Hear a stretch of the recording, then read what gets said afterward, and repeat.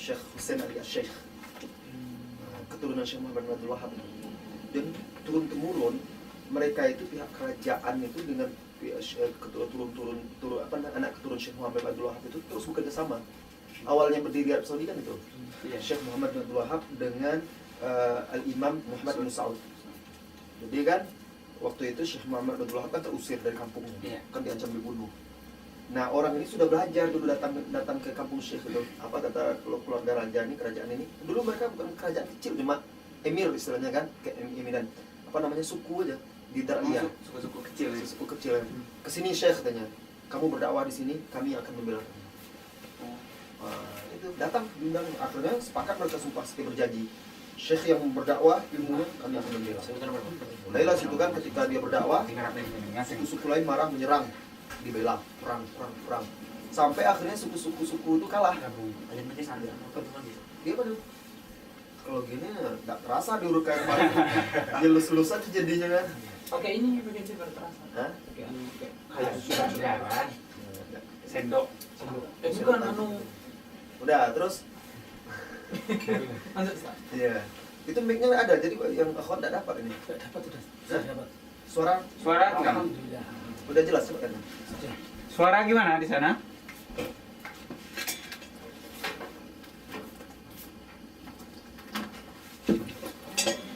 Kalau dikajian nggak dapat.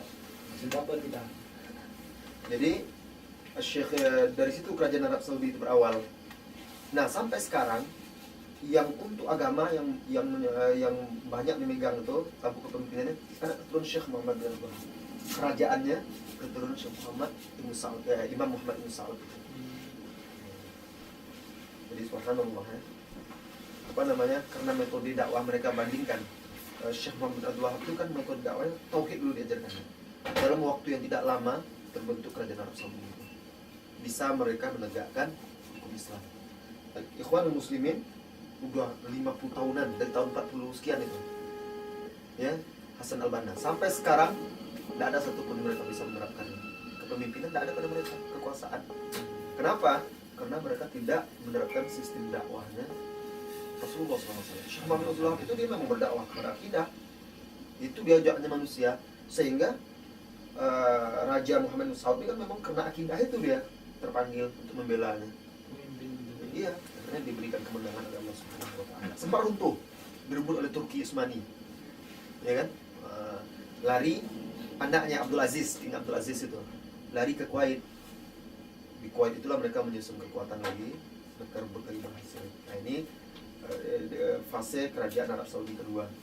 Di zaman mulai dari Abdul Aziz. Raja Abdul Aziz itu terkenal ditakuti oleh Barat itu. Anak publik Ustaz. Iya. Abdul Aziz. Ustaz, apa tangan kiri ya? Iya, enggak apa-apa. Jibur.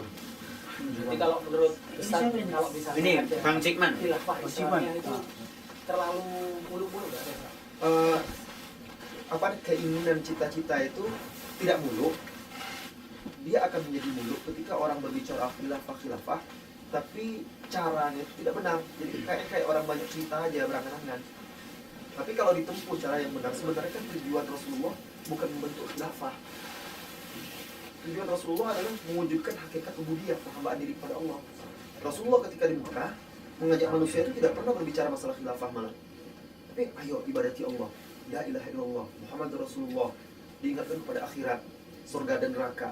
Diingatkan kepada akhlak yang mulia, ibadah itu. Kenapa? Karena khilafah itu bukan kita yang mengusahakannya, tapi anugerah, buah yang diberikan oleh Allah Subhanahu wa taala kalau kita menempuh jalan itu. Maka Rasulullah kan nggak ada dia ketika berdakwah di Mekah 13 tahun itu, mereka diam-diam berdakwah untuk membentuk khilafah. Tapi bagaimana orang itu beriman, bertauhid, meninggalkan kesyirikan. Nah, setelah nampak perjuangan mereka itu, kesabaran, ketegaran mereka, Allah berikan mereka tempat di Madinah. Nah, itu pun tidak langsung ada khilafah, tetap saja baru berdakwah. Nah, khilafah itu baru setelah mereka semakin banyak, kan dibutuhkan lagi. Nah, itulah Allah anugerahkan kekuatan dan kemenangan.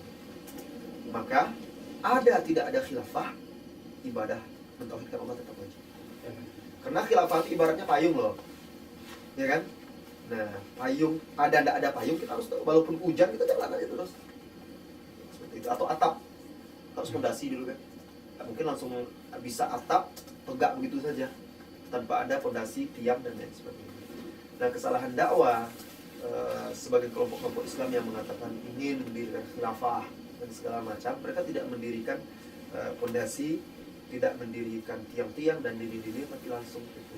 Nah, makanya sampai sekarang mereka tidak pernah dapat Hizbut Tahrir misalnya, khilafah, tapi cara mereka keinginan untuk mendirikan khilafah itu hanya dengan dialog, diskusi, demo, seminar, itu saja mereka. Kalau Hizbut Tahrir kan itu kritikan ini, lalu mereka baca koran, himpun berita-berita ini itu dan sebagainya, lalu mereka kaji, itu saja cuma. Nah, kalau saya malah subhanallah, saya lihat ya kalau sejarah Hizbut Tahrir itu hanya munculnya karena frustasi politik. Karena pendirinya kan Taqiyuddin An-Nabhani itu di Syria itu, dia kan angkat-angkatan semasa dengan Al-Banna bikin Ikhwanul Muslimin di Mesir, dia bikin itu dan dia daftarkan untuk ikut pemilu, ditolak oleh pemerintah Syria. Maka sampai sekarang mereka kan tidak mau ikut pemilu. Memang iya, mereka anti. Padahal dulu pendirinya itu ikut, tapi ditolak, tidak boleh. Kurang suara. Oh ya Ustaz, saya mau nanya Ustaz. Iya. Ini sekedar mengingatkan bagi iman semua dan juga untuk yang baru mungkin mendengar. Bagaimana sih Ustaz cara memahami Islam yang benar? Apakah kebenaran itu satu? Apakah setiap orang Islam atau kelompok Islam mengaku dirinya berdasarkan Al-Quran dan Sunnah itu benar Ustaz? Jadi selama ini kan banyak yang berdasarkan kelompoknya itu, kami memahami Islam dengan kita mengamalkan Islam dengan Al-Quran dan hadis-hadis Rasulullah SAW. Jadi kita sama-sama benar, jadi nggak usah saling berperang aja gitu. Kita sama menyalahkan. Nah, bagaimana sih Ustaz memahami agama Islam yang benar? Sebenarnya memahami Islam itu mudah sekali, mengamalkannya itu mudah. Kalau kita lihat potret kehidupan para sahabat Nabi SAW wa radhiyallahu anhum ajma'in, kemudian generasi setelahnya tabi'in, dan juga generasi setelahnya tabi'in, kita akan lihat bahwa memang kebenaran itu tidak berbilang.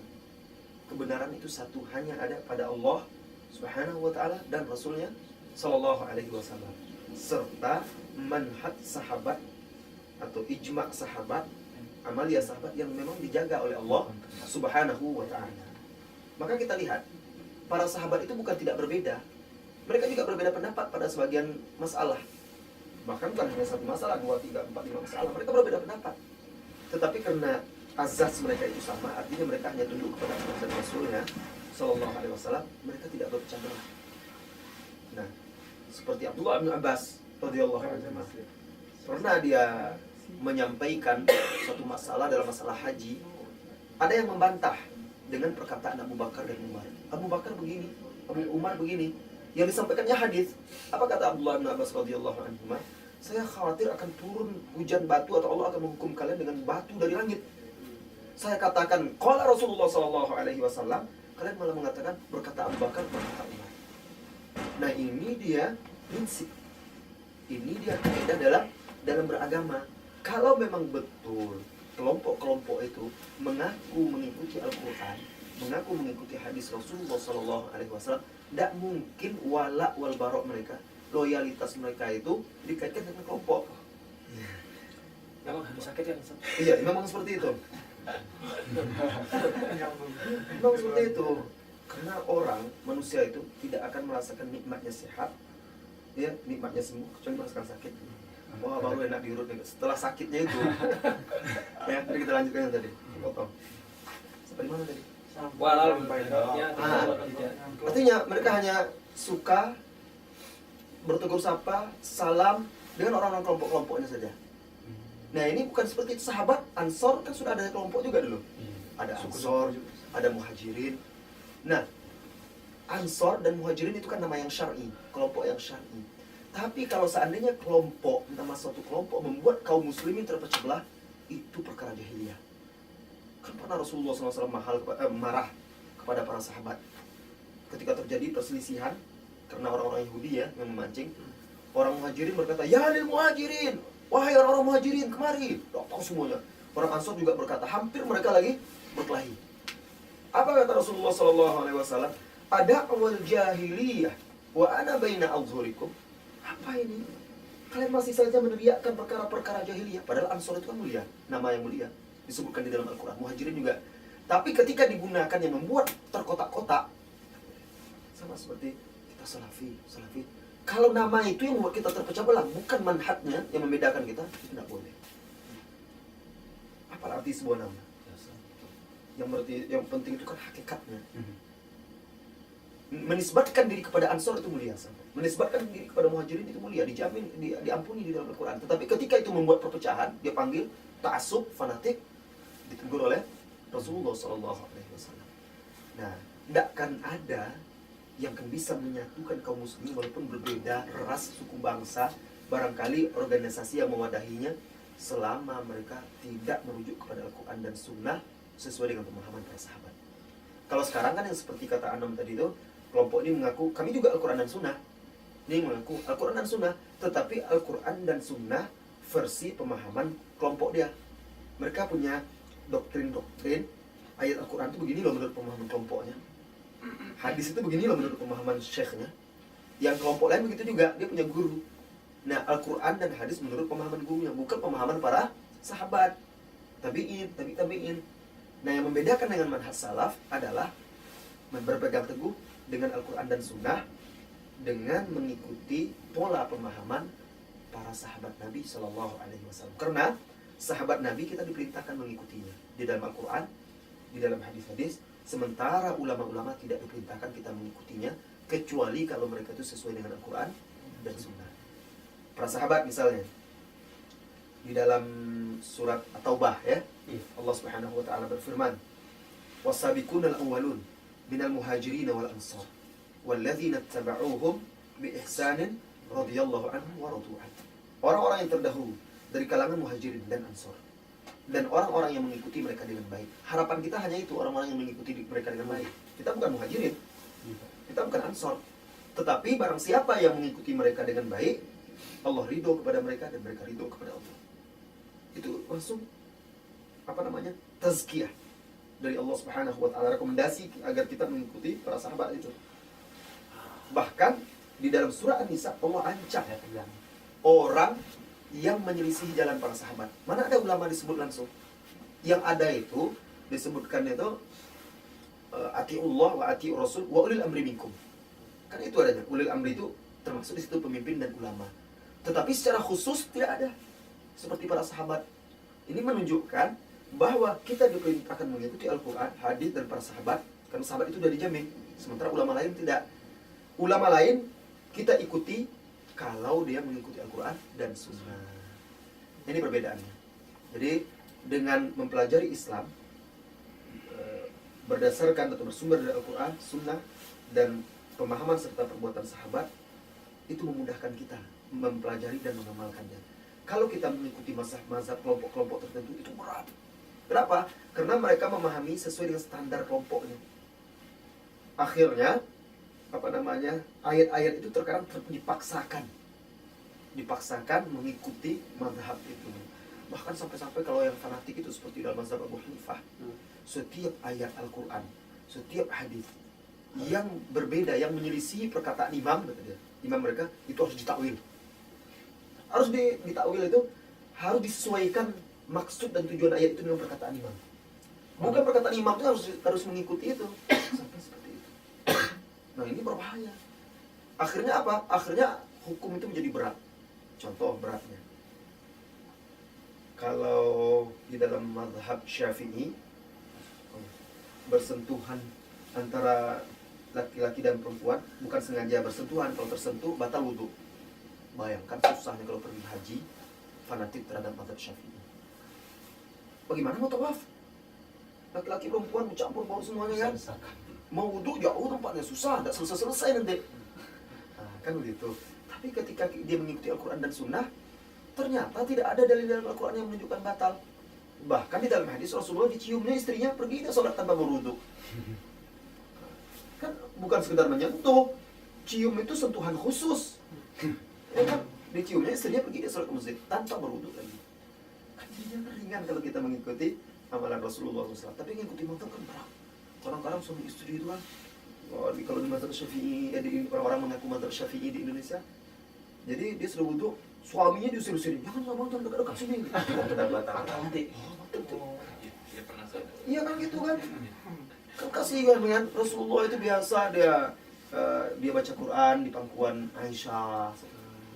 Biasa pesrah. Itu nggak takut batal nanti sana udah wudhu. Masa gitu sama suaminya. Kayak usir ayam ya Ustaz. Mengenai Ustaz, Iya.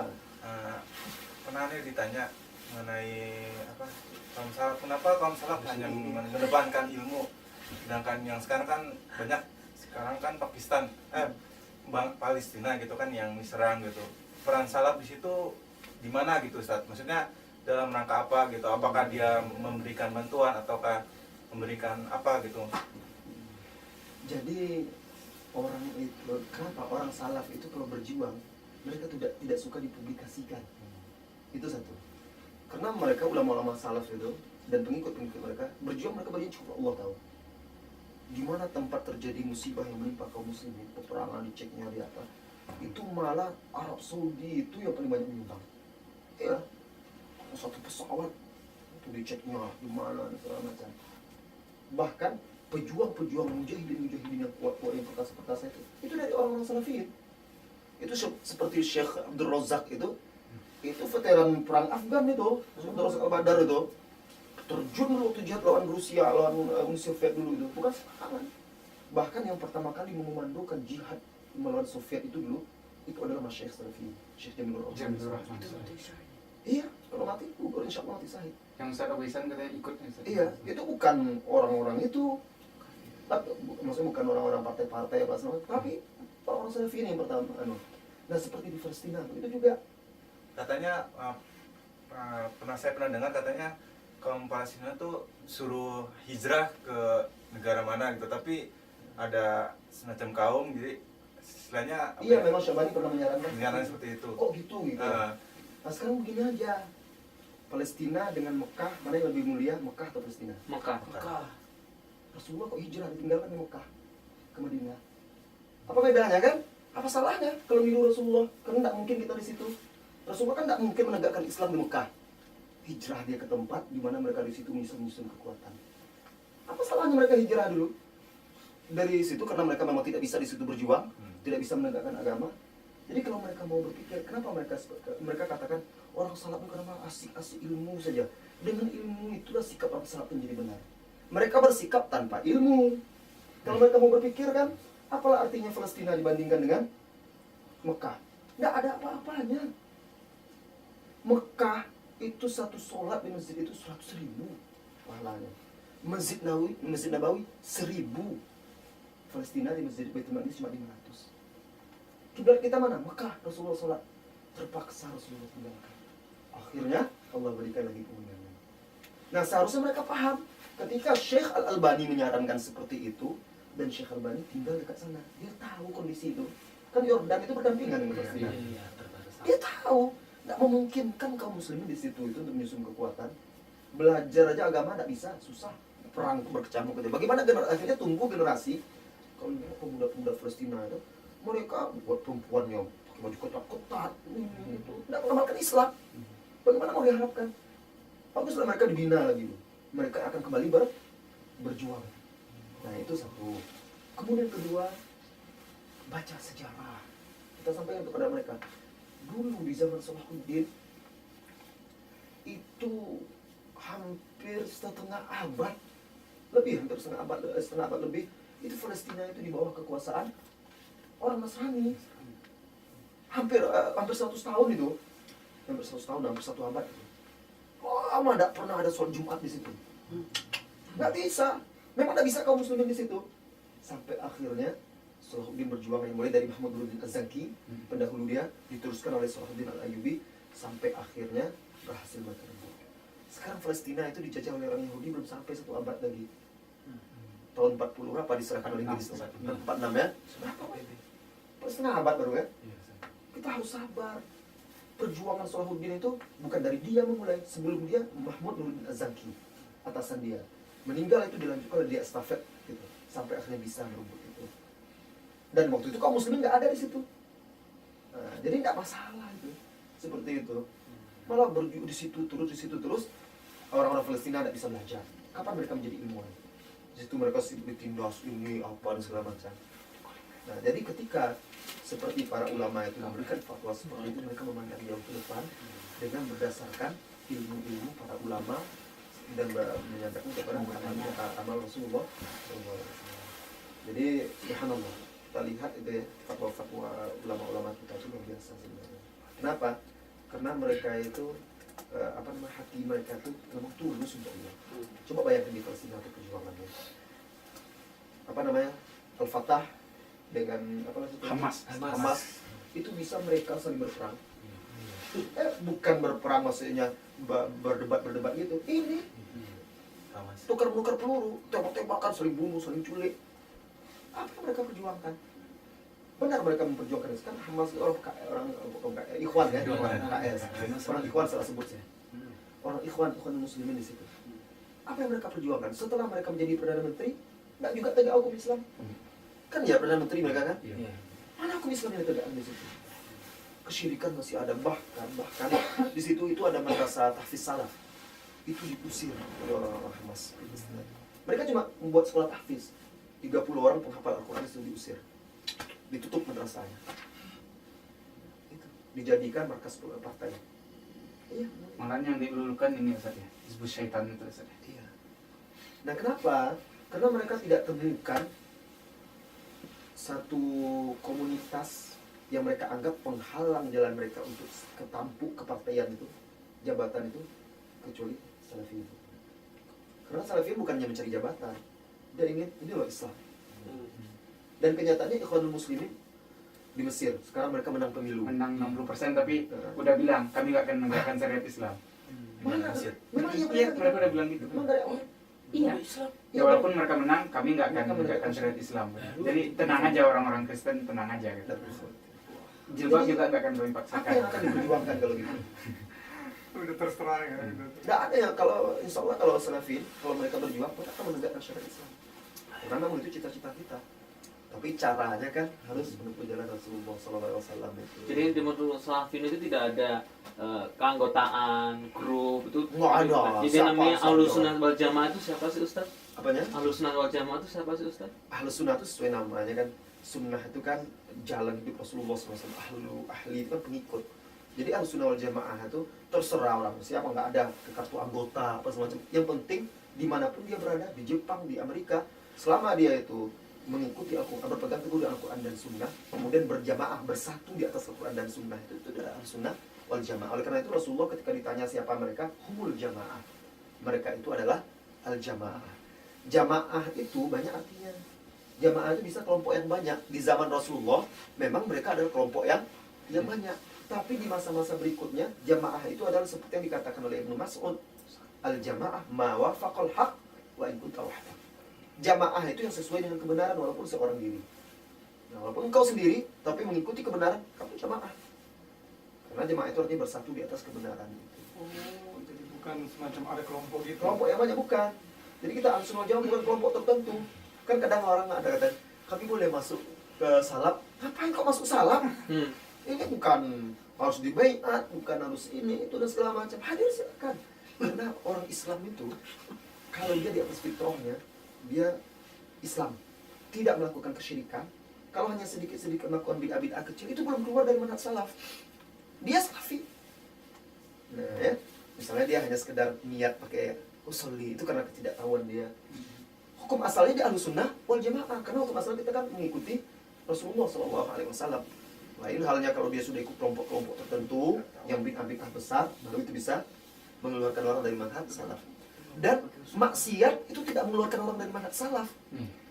Seorang salafi yang mengikut para sahabat tidak tertutup mungkin tergelincir dosa. Muslim bisa saja. Di zaman Rasulullah kan itu mereka salaf itu ada yang tergelincir dosa. Ya, tidak perlu ada salaf. Jadi jangan bilang salaf itu orang-orang yang suci baru dikatakan salafi, yang sempurna. Tak bisa, mana ada yang sempurna seperti keimanan Abu Bakar lagi. Kalau usul itu apa dong? Hah? Usul itu niat ya? Nah, kalau sholat gitu. Kenapa pakai usoli? Karena berniat. Jadi niat itu verni. Niat itu dalam bahasanya, kan itu bahasa Arab, bukan bahasa Jepang, bukan bahasa Jawa, bukan bahasa Indonesia. Harus kembalikan lagi ke bahasa Arab. Niat itu artinya azmul qalbi ala fi'li syai', kesengajaan hati, tekad hati untuk melakukan sesuatu. Jadi niat itu cukup di hati. Sekarang kan gini, kenapa orang itu mengatakan sholat itu pakai usoli? Karena itu niat, dan setiap ibadah itu kan harus ada niat. Sekarang gini, saya tanya dulu, siapa nama itu Pak? Kasianto. Coba. Kasian. Mas Anto. Mas Anto. Panggilannya Anto, ya. Mas Anto. Atau kasih aja nama Islam Jafar Umar. Jafar Umar Tolib.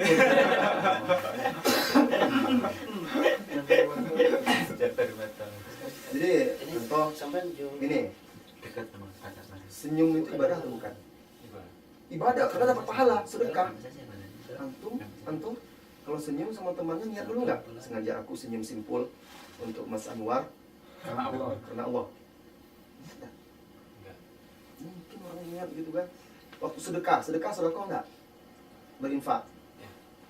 Berinfak, sengaja aku infak 1.000, balik 1.000 lagi. Kan ibadah. Antum baca Quran pernah nggak? Nawaitu an aqra al-Quran, misalnya khamsa ayat min suratul Baqarah lillahi ta'ala. Sengaja aku berniat membaca Al-Quran 5 ayat dari surah Baqarah lillahi ta'ala. Pernah nggak? Sampai orang yang membaca usul-usul itu juga nggak pernah. Kenapa? Nah, itu pertanda memang nggak ada sebenarnya seperti itu. Kenapa harus sholat saja? Kenapa harus wudhu aja? Padahal kan ibadah itu banyak. Susah kan? Kalau memang itu harus pakai dilafazkan, nggak sanggup orang. Dikit ibadahnya. Makanya ibadahnya cuma sholat sama puasa aja. Kenapa nggak mungkin? Dan sebenarnya dalam bahasa kita, bahasa Indonesia, niat itu adalah di hati. Contohnya apa dalam real kehidupan kita? Misalnya kita ada janji dengan Anom, mau mampir ke rumah dia, lupa kita. Anto mana katanya mau mampir? Waduh, iya tadi saya sebenarnya sudah terniat ke sana mau mampir, lupa saya nggak jadi. Pernah nggak dilafazkan ketika mau mampir? Cuma terbersit di hati kan? Kata Mas Anom, afwan ya, tadi sebenarnya saya sudah niat di hati saya mau mampir. Oh, di hati kata dia kan? Kan sering orang kita gitu kan? Sebenarnya sih niatnya gini gitu. Sebenarnya kan salah. Mas Anom, tadi sebenarnya niat saya begini. Kapan nggak pernah dilafazkan, cuma ada di hati? Sebenarnya memang dalam bahasa mana saja niat itu di sini. Cuma karena fanatisme mazhab kelompok, orang menolak akal sehat dan nalurinya. Jadi niat itu cukup di sini. Bagaimana niat itu? Azan berkumandang atau datang waktu zuhur. Lalu Mas Anto pergi wudhu. Sadar nggak ketika itu? Sadar kan? Wudhu untuk apa? Untuk sholat zuhur. Nah, ketika berdiri, sadar nggak itu? Atau nggak sadar dia entah ngapa-ngapa? Mau ngapain? Kalau sadar sholat apa? Sholat zuhur. Sadar nggak berapa rakaat? Sadar. Itu ya niat itu. Kesengajaan kita, kesal kita sadar, sengaja kita melakukannya. Makanya maaf, tidak sengaja, saya nggak ada niat begitu, kan? Ya kan ada itu. Dibuatnya alasannya kenapa? Tidak sengaja, nggak ada niat begitu. Berarti niat itu memang kesengajaan. Oh ya Ustaz, ini ada pertanyaan dari Akhwat. Silakan. Ada 2 pertanyaan Ustaz. Ya, silakan. Pertanyaan pertama, hukum menjual barang dengan cara dropship. Dropship itu apa ya? Apakah diperbolehkan? kali? Mungkin gini Ustaz, dia nggak punya barang, terus umpamanya barang masih ada di agen. Iya. Nah, siapa yang mau beli ini silakan. Nanti kalau mungkin sifatnya kayak dealer gitu Ustaz. Nanti barang-barang ini diambil gitu. Nggak tahu juga, mungkin itu kali. Iya. Jadi selama speknya jelas ya, kan tidak semua barang bisa kita harus penjual itu harus diadakan. Maksudnya mobil, bisa kita jual mobil, tak mesti harus ada tumpuk, ditumpuk di situ nggak mungkin. Ya, selama speknya jelas, muasofat gitu ya, speknya ini loh, laptop misalnya kan, siapa yang mau kita nawarkan? Ini saya jual laptop. Memang sekarang belum ada barang, saya menjual sifat ini loh bentuknya. Nah, kalau ada begini. Nah, barang itu ketika dibeli, dia bayar misal panjar dulu, atau dibayar langsung, kita berikan persis seperti spek. Tidak ada bedanya, boleh. Kalau seandainya berbeda, orang itu bisa menuntut balik. Seperti itu boleh. Jadi nggak termasuk kategori umpamanya dia Menjual barang yang tidak dimiliki. Gitu. Menjual, dia belum menjual, dia baru menawarkan. Transaksinya nanti setelah orang itu bayar. Ya kan? Bayar dulu misalnya, bayar barang dia berikan. Kan gitu. Nah itu kan sebagai contoh, baru contoh sama dia. Tidak ada masalah. Tidak. Baik Ustaz. Untuk pertanyaan kedua, apakah boleh seorang wanita mencukur rambut di tangan dan di kaki? Mencukur rambut, Menghilangkan rambut. Bulu. Mungkin Bulu. kaki. ya sebenarnya di tubuh manusia itu ada rambut-rambut, bulu-bulu yang memang dianjurkan kita untuk menghilangkannya. Ada pula yang dilarang kita menghilangkannya. Dan ada yang tidak ada keterangan perintah atau larangan. Nah, jadi 3. Yang diperintahkan kita, baik laki-laki perempuan, untuk menghilangkan bulu-bulu itu, maaf, diantaranya bulu ketiak. Laki-laki perempuan itu dapat pahala mencabutnya. Dan Cabut apa dicabut. Dicukur Ustaz gimana Ustaz? Kalau tidak kuat mencabut, dicukur boleh. Tapi Ustaz sedikit. Mungkin karena nggak biasa. Ustaz. Karena tidak biasa. Dan sebenarnya setelah diteliti, kan hikmahnya kan natsful ibti itu, mencabut bulu ketiak itu. Tunggu dulu. Kalau gatal minta garukan di rumah nanti. Lebih sekali juga. Jadi hikmahnya kan dia tuh untuk bersih. Kan sering ya kalau ketiak itu tidak bersih kan bau keringat kan. Nah ternyata kalau dicabut itu kan sampai ke akar. Yang membuat dia bau itu akarnya itu. Itu ya hikmahnya. Yang membuat bau itu akarnya itu loh. Di situ karena masih ada akarnya. Jadi kalau dicukur pun dia masih akan tetap ada. Tapi dampaknya tuh bisa hitam loh, digaruk-garuk karena gatal itu kan. Saya enggak. Cabut terus, enggak. Penting bersih kan. Anak lihat itu awalnya itu tiap ngobrol tuh gini terus Siapa hitam. yang gitu terus? Hah? Kebiasaan kan? Ya jangan depan orang jangan gitu. Memang karena kebiasaan. Ya. Jadi hukum asalnya gitu. Tetapi kalau tidak sanggup boleh dicukur. Cuma kan saya menjelaskan hikmahnya. Jadi dicabut memang ada ininya, ada sunahnya. Memang perintahnya dicabut, natsful ibti, dicabut. Nah, dijelaskan oleh para ulama hikmahnya salah satu karena dia kan akarnya yang dicabut. Nah, tapi orang karena dia tidak biasa itu ditunggu lebat dulu, tentu capek dan sakit jadinya. Tapi masih sedikit dicabut. Baik kalau sekali seminggu aja. Menjelang Jumat dia kan. Nah, cabut. Tapi jangan depan orang kayak tadi. Ya. Sopan nanti katanya. Alam tanya Ustaz. Belum selesai nih. Rambut-rambut itu. Jadi mencabut bulu ketiak. Kemudian ini baru cukur, disebutkan di dalam hadis. Subhanallah, itu hadis itu loh, syariat Islam itu bisa diterima akal. Maaf, mencukur bulu kemaluan, rambut di kemaluan. Kan tidak mungkin dicabut itu. Sejam itu nggak selesai. Kalau itu memang disebut oleh hadis itu dicukur. Ya, memang dicukur. Dan itu sunnah untuk kebersihan. Dan maksimal itu 40 hari. Paling lama. Itu dijelaskan oleh sahabat. Kalau sudah 40 hari itu sudah harus di ini. Kemudian merapikan kumis. Merapikan kumis. Merapikan ini dicabut atau nggak dicukur? Kumis dicabut.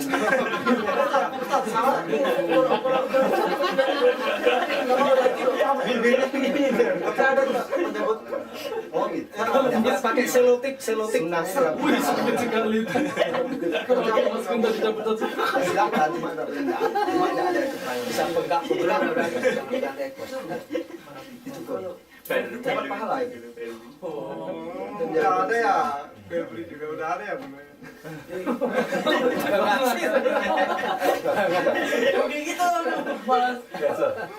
Ustaz kan di dalam hadis kan ada seorang sahabat. Belum selesai. Yang Nah, kaki bulu tangan belum. yang ketiga, yang dilarang kita menyambutnya, dia ada 4 berarti. Yang dilarang untuk menyambut atau memotongnya.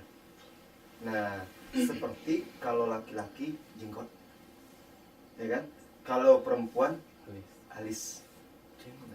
Jenggot itu boleh dirapikan Ustaz. Misalkan dipotong. Saya mau yang sekitar 5 cm aja potong. Itu apa boleh Ustaz? Bertentangan dengan hadis. Kalau hadis kan suruh pelihara. Kalau yang saya tahu nih emang katanya segenggam itu kalau dengan syarat ini ya Ustaz, apa namanya, mengganggu gitu katanya. Itu Syekh Albani menjelaskan itu sahabat tuh melakukannya di musim haji ketika dia tahallul. Ya, ada sahabat seperti Abu Hurairah dan lain sebagainya. Dan dia digenggamnya segenggaman kan, yang belum melebihi segenggaman itu dipotong, bukan yang di sini. Di sini. Ayo nggak segenggam ini, terus ini gitu. Sama aja Bu. Berarti itu boleh aja kan? Oh itu Saya bukan katakan boleh, itu salah satu pendapat. Dan itu pendapat pendapat apa Syekh Al-Albani. Sementara Rasulullah SAW sendiri tidak melakukan itu. Cuma dia mengatakan ada sahabat melakukan. Rasulullah jenggot sampai ke dadanya. Ya. Nah, itu yang terlarang. Nasful ibti perempuan nasful apa ini namiswat mencabut bulu alis terlarang. Nah, ada sekarang bulu-bulu yang tidak ada keterangan memerintahkan, tidak ada keterangan melarang, seperti bulu di tangan, bulu di kaki, bulu di dada. Nah, kalau perempuan memiliki bulu-bulu di tangan, di kaki yang merusak pemandangan. Pemandangan maksudnya keluar dari kewajaran. Normalnya perempuan kan kalaupun ada bulu-bulu halus. Kalau sampai kayak laki-laki keriting-keriting bulu banyak itu kan merusak pemandangan. Artinya itu di luar dari kebiasaan yang diberikan oleh Allah. Nah, bisa takut suaminya nanti. Nah, kalau seperti itu insya Allah bisa dihilangkan. Artinya kalau yang keluar dari kebiasaan yang sudah disunahkan oleh Allah itu biasa kan cacat, itu kelainan. Misalnya dia lebat, dia bulu-bulu. Kadang Iya, wanita kumisnya ada lebat. Nah, itu kan merusak apa dia kan penampilan dia. Boleh dia hilangkan. Hilangnya tuh makin banyak. Kalau dicukur ya makin banyak. Kan ada obat yang mematikan itu. Rumput kontrak. Jadi jawabannya kalau bulu kaki itu gimana? Boleh Ustaz? Kalau seandainya itu keluar dari yang normal. Kalau hanya untuk kecantikan, misalnya saya pengen karena sekarang lagi tren bahwa Oh, nggak boleh. Sambut. Kalau ada bulu-bulu halus yang segala macam itu, misalnya kan tidak sampai merusak. Wah, kan ada juga jenis perempuan yang memang ada sikit-sikit kan, bulu halus, dan di sininya itu nggak sampai seperti kumis kan, itu tidak ada yang salah. Kalau tujuannya ada untuk kecantikan dan segala macam itu tidak boleh. Allah a'lam bishawab. Karena itu merubah ciptaan Allah jadinya. Nah, ini baru Pak Anwar. Apa? Enggak ada dengar pernah dapat keterangan ada seorang sahabat dia bertanya kepada Rasul, ya Rasul katanya. Bagaimana iman saya? Saya ini termasuk orang yang baik apa gimana? Iya. Tanya aja sama tetanggamu katanya. Apakah kalau ke tetangga kamu mengatakan bahwa kamu orang baik, berarti kamu orang. Iya. Jadi barometernya ke tetangga. Nah, ini untuk mengetes keimanan kita. Terbesit kadang-kadang kalau kita mendengarkan murotal gitu, kayaknya ada sesuatu gitu. Apa kita termasuk merasa iman kita meningkat gitu atau enggak? Ini cuma ya barometernya bisa nggak untuk mengetes keimanan kita mendengarkan murotal gitu, terasa suatu keteduhan atau suatu kenikmatan yang lain daripada yang lain. Sebenarnya itu bukan untuk mengetes keimanan. Karena barometer keimanan tidak bisa di situ. Sebab bisa jadi siapapun bisa tersentuh mendengarkan bacaan Al-Quran, apalagi kalau bacaannya bagus. Ya, enak, khusyuk, itu siapapun bisa tersentuh. Tetapi itu salah satu tanda orang-orang yang beriman itu kalau mendengar bacaan Al-Quran atau mendengar nama-nama Allah, bergetar hatinya, bertambah keimanannya. Ya, tetapi barometer yang sesungguhnya banyak daripada itu. Contohnya di antara barometer yang benar-benar bisa untuk mengetes keimanan seseorang itu sholat subuh berjamaah. Atau kalau yang tidak di sini ada masjid, sholat subuh. Kalau mau mengukur keimanan kita, karena Rasulullah menjadikan itu standar. Apa kata Rasulullah SAW? Athqalus salati 'alal munafiqin al-isya' wal fajr. Seberat-berat sholat bagi orang munafik itu sholat isya dan sholat subuh. Dan memang itu berat itu. Banyak orang kenanya di situ. Sholat maghrib mudah orang. Gampang ya. Rata-rata orang tidak sholat, dia sholat maghrib itu paling banyak yang sholat. Iya. Iya. Kebanyakan kalau di kampung-kampung juga gitu. Ustaz. Selama maghrib aja. Maghrib aja yang kepandangan Ustaz. Memang ya. Tapi kalau isya itu apa? Orang sudah capek. Dan itu jam-jam santai. Kumpul keluarga, makan-makan, datang tamu. Itu lalai udah. Sampai kalau udah lewat malam, udah malas lagi dah, udah malam. Ngantuk, ini berat badan segala macam. Subuh juga, apalagi musim dingin kayak begini ya. Pak Ustadz di kamar mandi. Nah iya, sekarang tidur kan, rupanya tiduran enggak. Jadi, kalau kita betul-betul mau mengukur sejauh mana sih keimanan kita. Adapun yang tetangga tadi, hadis itu maksudnya menunjukkan bahwasanya kenapa sih? Karena tetangga itu paling mengetahui siapa kita sebenarnya.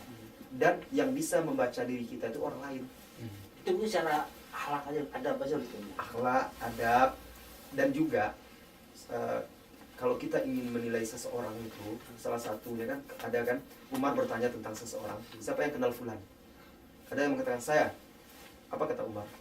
Anda pernah melakukan safar dengan dia tidak? Tidak. Anda pernah bermuamalah uang dengan dia tidak? Tidak. Anda pernah bertetangga dengan dia tidak? Tidak. Anda belum kenal siapa dia. Jadi kalau kita ingin kenal seorang itu, salah satunya bertetangga. Pasti akan tahu kita. Kalau atau tidak bertetangga, kita pernah melakukan safar. Safar terlalu jauh dengan. Karena safar itu akan mengungkap diri seseorang. Yang pelit, yang malas, yang egois, yang apa nampak. Kalau dalam perjalanan jauh. Oh, Iya. Atau bermuamalah harta, akan tahu orang ini amanah atau tidak, pelit atau tidak, dan segala macam kan. Nah, di situ itu untuk mengukur. Ustaz, ada pertanyaan. Seringkali kita kalau acara daurah seperti ini merasa dengan teman-teman yang dekat dengan satu pemahaman yang sama itu bersemangat dalam agama, tapi ketika sudah kembali ke aktivitas masing-masing itu dan bertemu dengan orang-orang yang mungkin mengaku Islam tapi meninggalkan Rasul, jadi seolah-olah apa ya, keimanan berturun, Melemah lagi. Nah, pertanyaan pertama, apakah hal ini wajar atau memang ini karena futur aja, karena kemalasan kita? Dan pertanyaan kedua, ada hadis yang kurang lebih artinya adalah lihatlah agama seseorang dari teman akrabnya.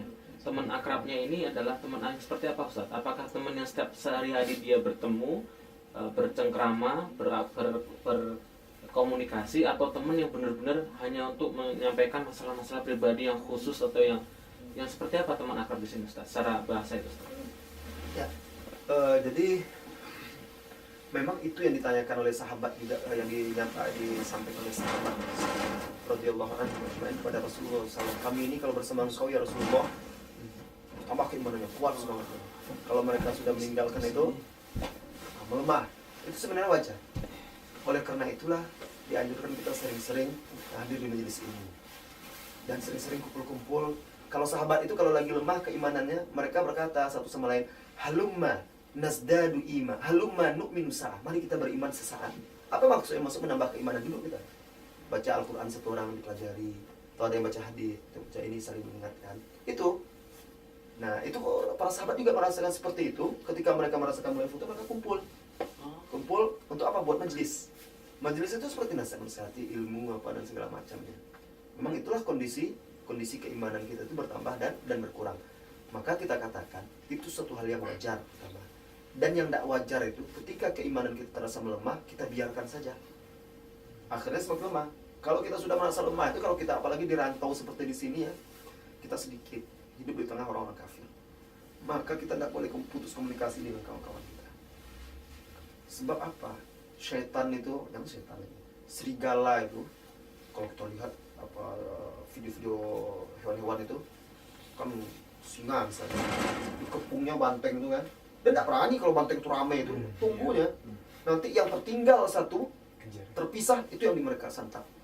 Dan ada di dalam hadis dhaif seperti itu juga. Sesungguhnya syaitan itu lebih dekat kepada yang seorang. Dan karena itu maknanya sahih tapi sanadnya dhaif. Tetapi seperti sebagaimana serigala tidak akan memakan domba kecuali yang terpisah dari rombongannya. Nah, kalau kita jarang berkomunikasi, kalau sudah mulai merasa lemah, jarang berkomunikasi dengan kawan-kawan kita, itu akan semakin cepat hilangnya kita. Maka kalau kita udah merasa ini, tidak apa-apa, telepon kawan kita, ada siapa? Pak Anwar, apa kabar ini? Aduh Pak Anwar, saya sekarang merasa seperti ini. Nah, kawan kita harus nasihati juga. Oh iya, akhi, ya antum harus semangat, begini. Nah, dengan itu kan enak. Aduh, Anwar, gimana kabar? Ini. Ini ya, tolonglah. Gimana caranya, saya lagi ini, lagi itu. Nah, kan nggak ada salahnya kita sama-sama kawan, apalagi di rantau itu kan. Itulah dia orang-orang beriman itu satu tubuh, saling menguatkan satu dengan yang lainnya. Ini satu yang harus kita ingat. Jadi berjamaah terus dan terus tambah keimanan itu, berdoa kepada Allah untuk diteguhkan. Yang kedua tadi, agama seseorang itu dilihat dari teman dekatnya. Teman akrab dan teman dekat itu maksudnya teman duduk yang sering bergaul sama dia, berkumpul. Kenapa? Kalau curhat kan sekali-sekali cuma kan, nggak mungkin setiap hari curhat. Ya, curhat itu kalau ada masalah ya. Dan biasanya teman yang diajak curhat itu adalah teman yang dia percaya, jadi dia yang akrab itu atas. Betul. teman yang akrab tapi jarang ketemu. Salam. Itu tidak terlalu berpengaruh. Tapi kalau sering kontak-kontak gitu banyak. Bisa. Ini kan sering kontak ada sama teman duduk itu. Kenapa? Kenapa dikatakan begitu? Karena kalau teman duduk itu sering berkumpul itu yang pengaruhnya mengajak kita. Apa diajaknya gitu? Karena kita duduk bersama dia kan, kalau sudah akrab itu kalau dia berbuat maksiat, kita tidak tega menegurnya. Nanti tidak enak akan kawan kita. Solider kan? Tak sholat dia, ada azan, tidak enak kita terbawa kan. Itu karena teman duduk itu. Tapi kalau teman walaupun jarang-jarang ketemu kan, tidak begitu berpengaruh. Seperti itu. Jadi dimaksud di situ teman yang berbau dekat sebenarnya, sering ketemu. Kecuali kalau itu sering telepon-teleponan, sering ini, itu sama lah seperti itu. Jadi apa kata para ulama dahulu? As-sahibus sahib. Sahabat itu menyeret sahabat. Nah, maksudnya Anda bersahabat dengan orang yang berilmu, mau tak mau, kalau bukan Anda yang mengajak dia menjadi bodoh misalnya, kawan Anda yang ngajak Anda jadi pandai. Tergantung siapa yang paling kuat pengaruhnya. Nah, seperti itu. Berteman dengan orang yang kaya, bisa jadi kita dapat sedikit-sedikit yang kecipratan. Kasih modal. Kasih modal, kan? Seperti itu. Berteman dengan orang yang maga, ada masalah kita di backup. Nah, ya. Berteman dengan orang yang tidak pernah sholat, lama-lama kan seperti dia juga kita, karena kita harus menjaga solidaritas ya, solidaritas kawan ini segala macam. Nah, kalau kita kuat, kita yang bisa mengajak dia. Jadi itu almar'u ala dini khalili. Seseorang itu mengikuti agama khalil. Khalil itu kekasih artinya. Tidak mungkin kan laki-laki jadi kekasih laki-laki. Maksudnya begitu dekatnya hubungan hati mereka. Akrab kali. Biasanya kalau yang akrab itu kan sering jumpa, sering ketemu, sering kumpul, sering komunikasi, sering pergi makan sama-sama. Makan-makan itu salah satu tanda orang itu dekat. Iya, dari zaman dahulu. Karena orang biasa tidak akan mengajak orang makan kecuali teman dekatnya.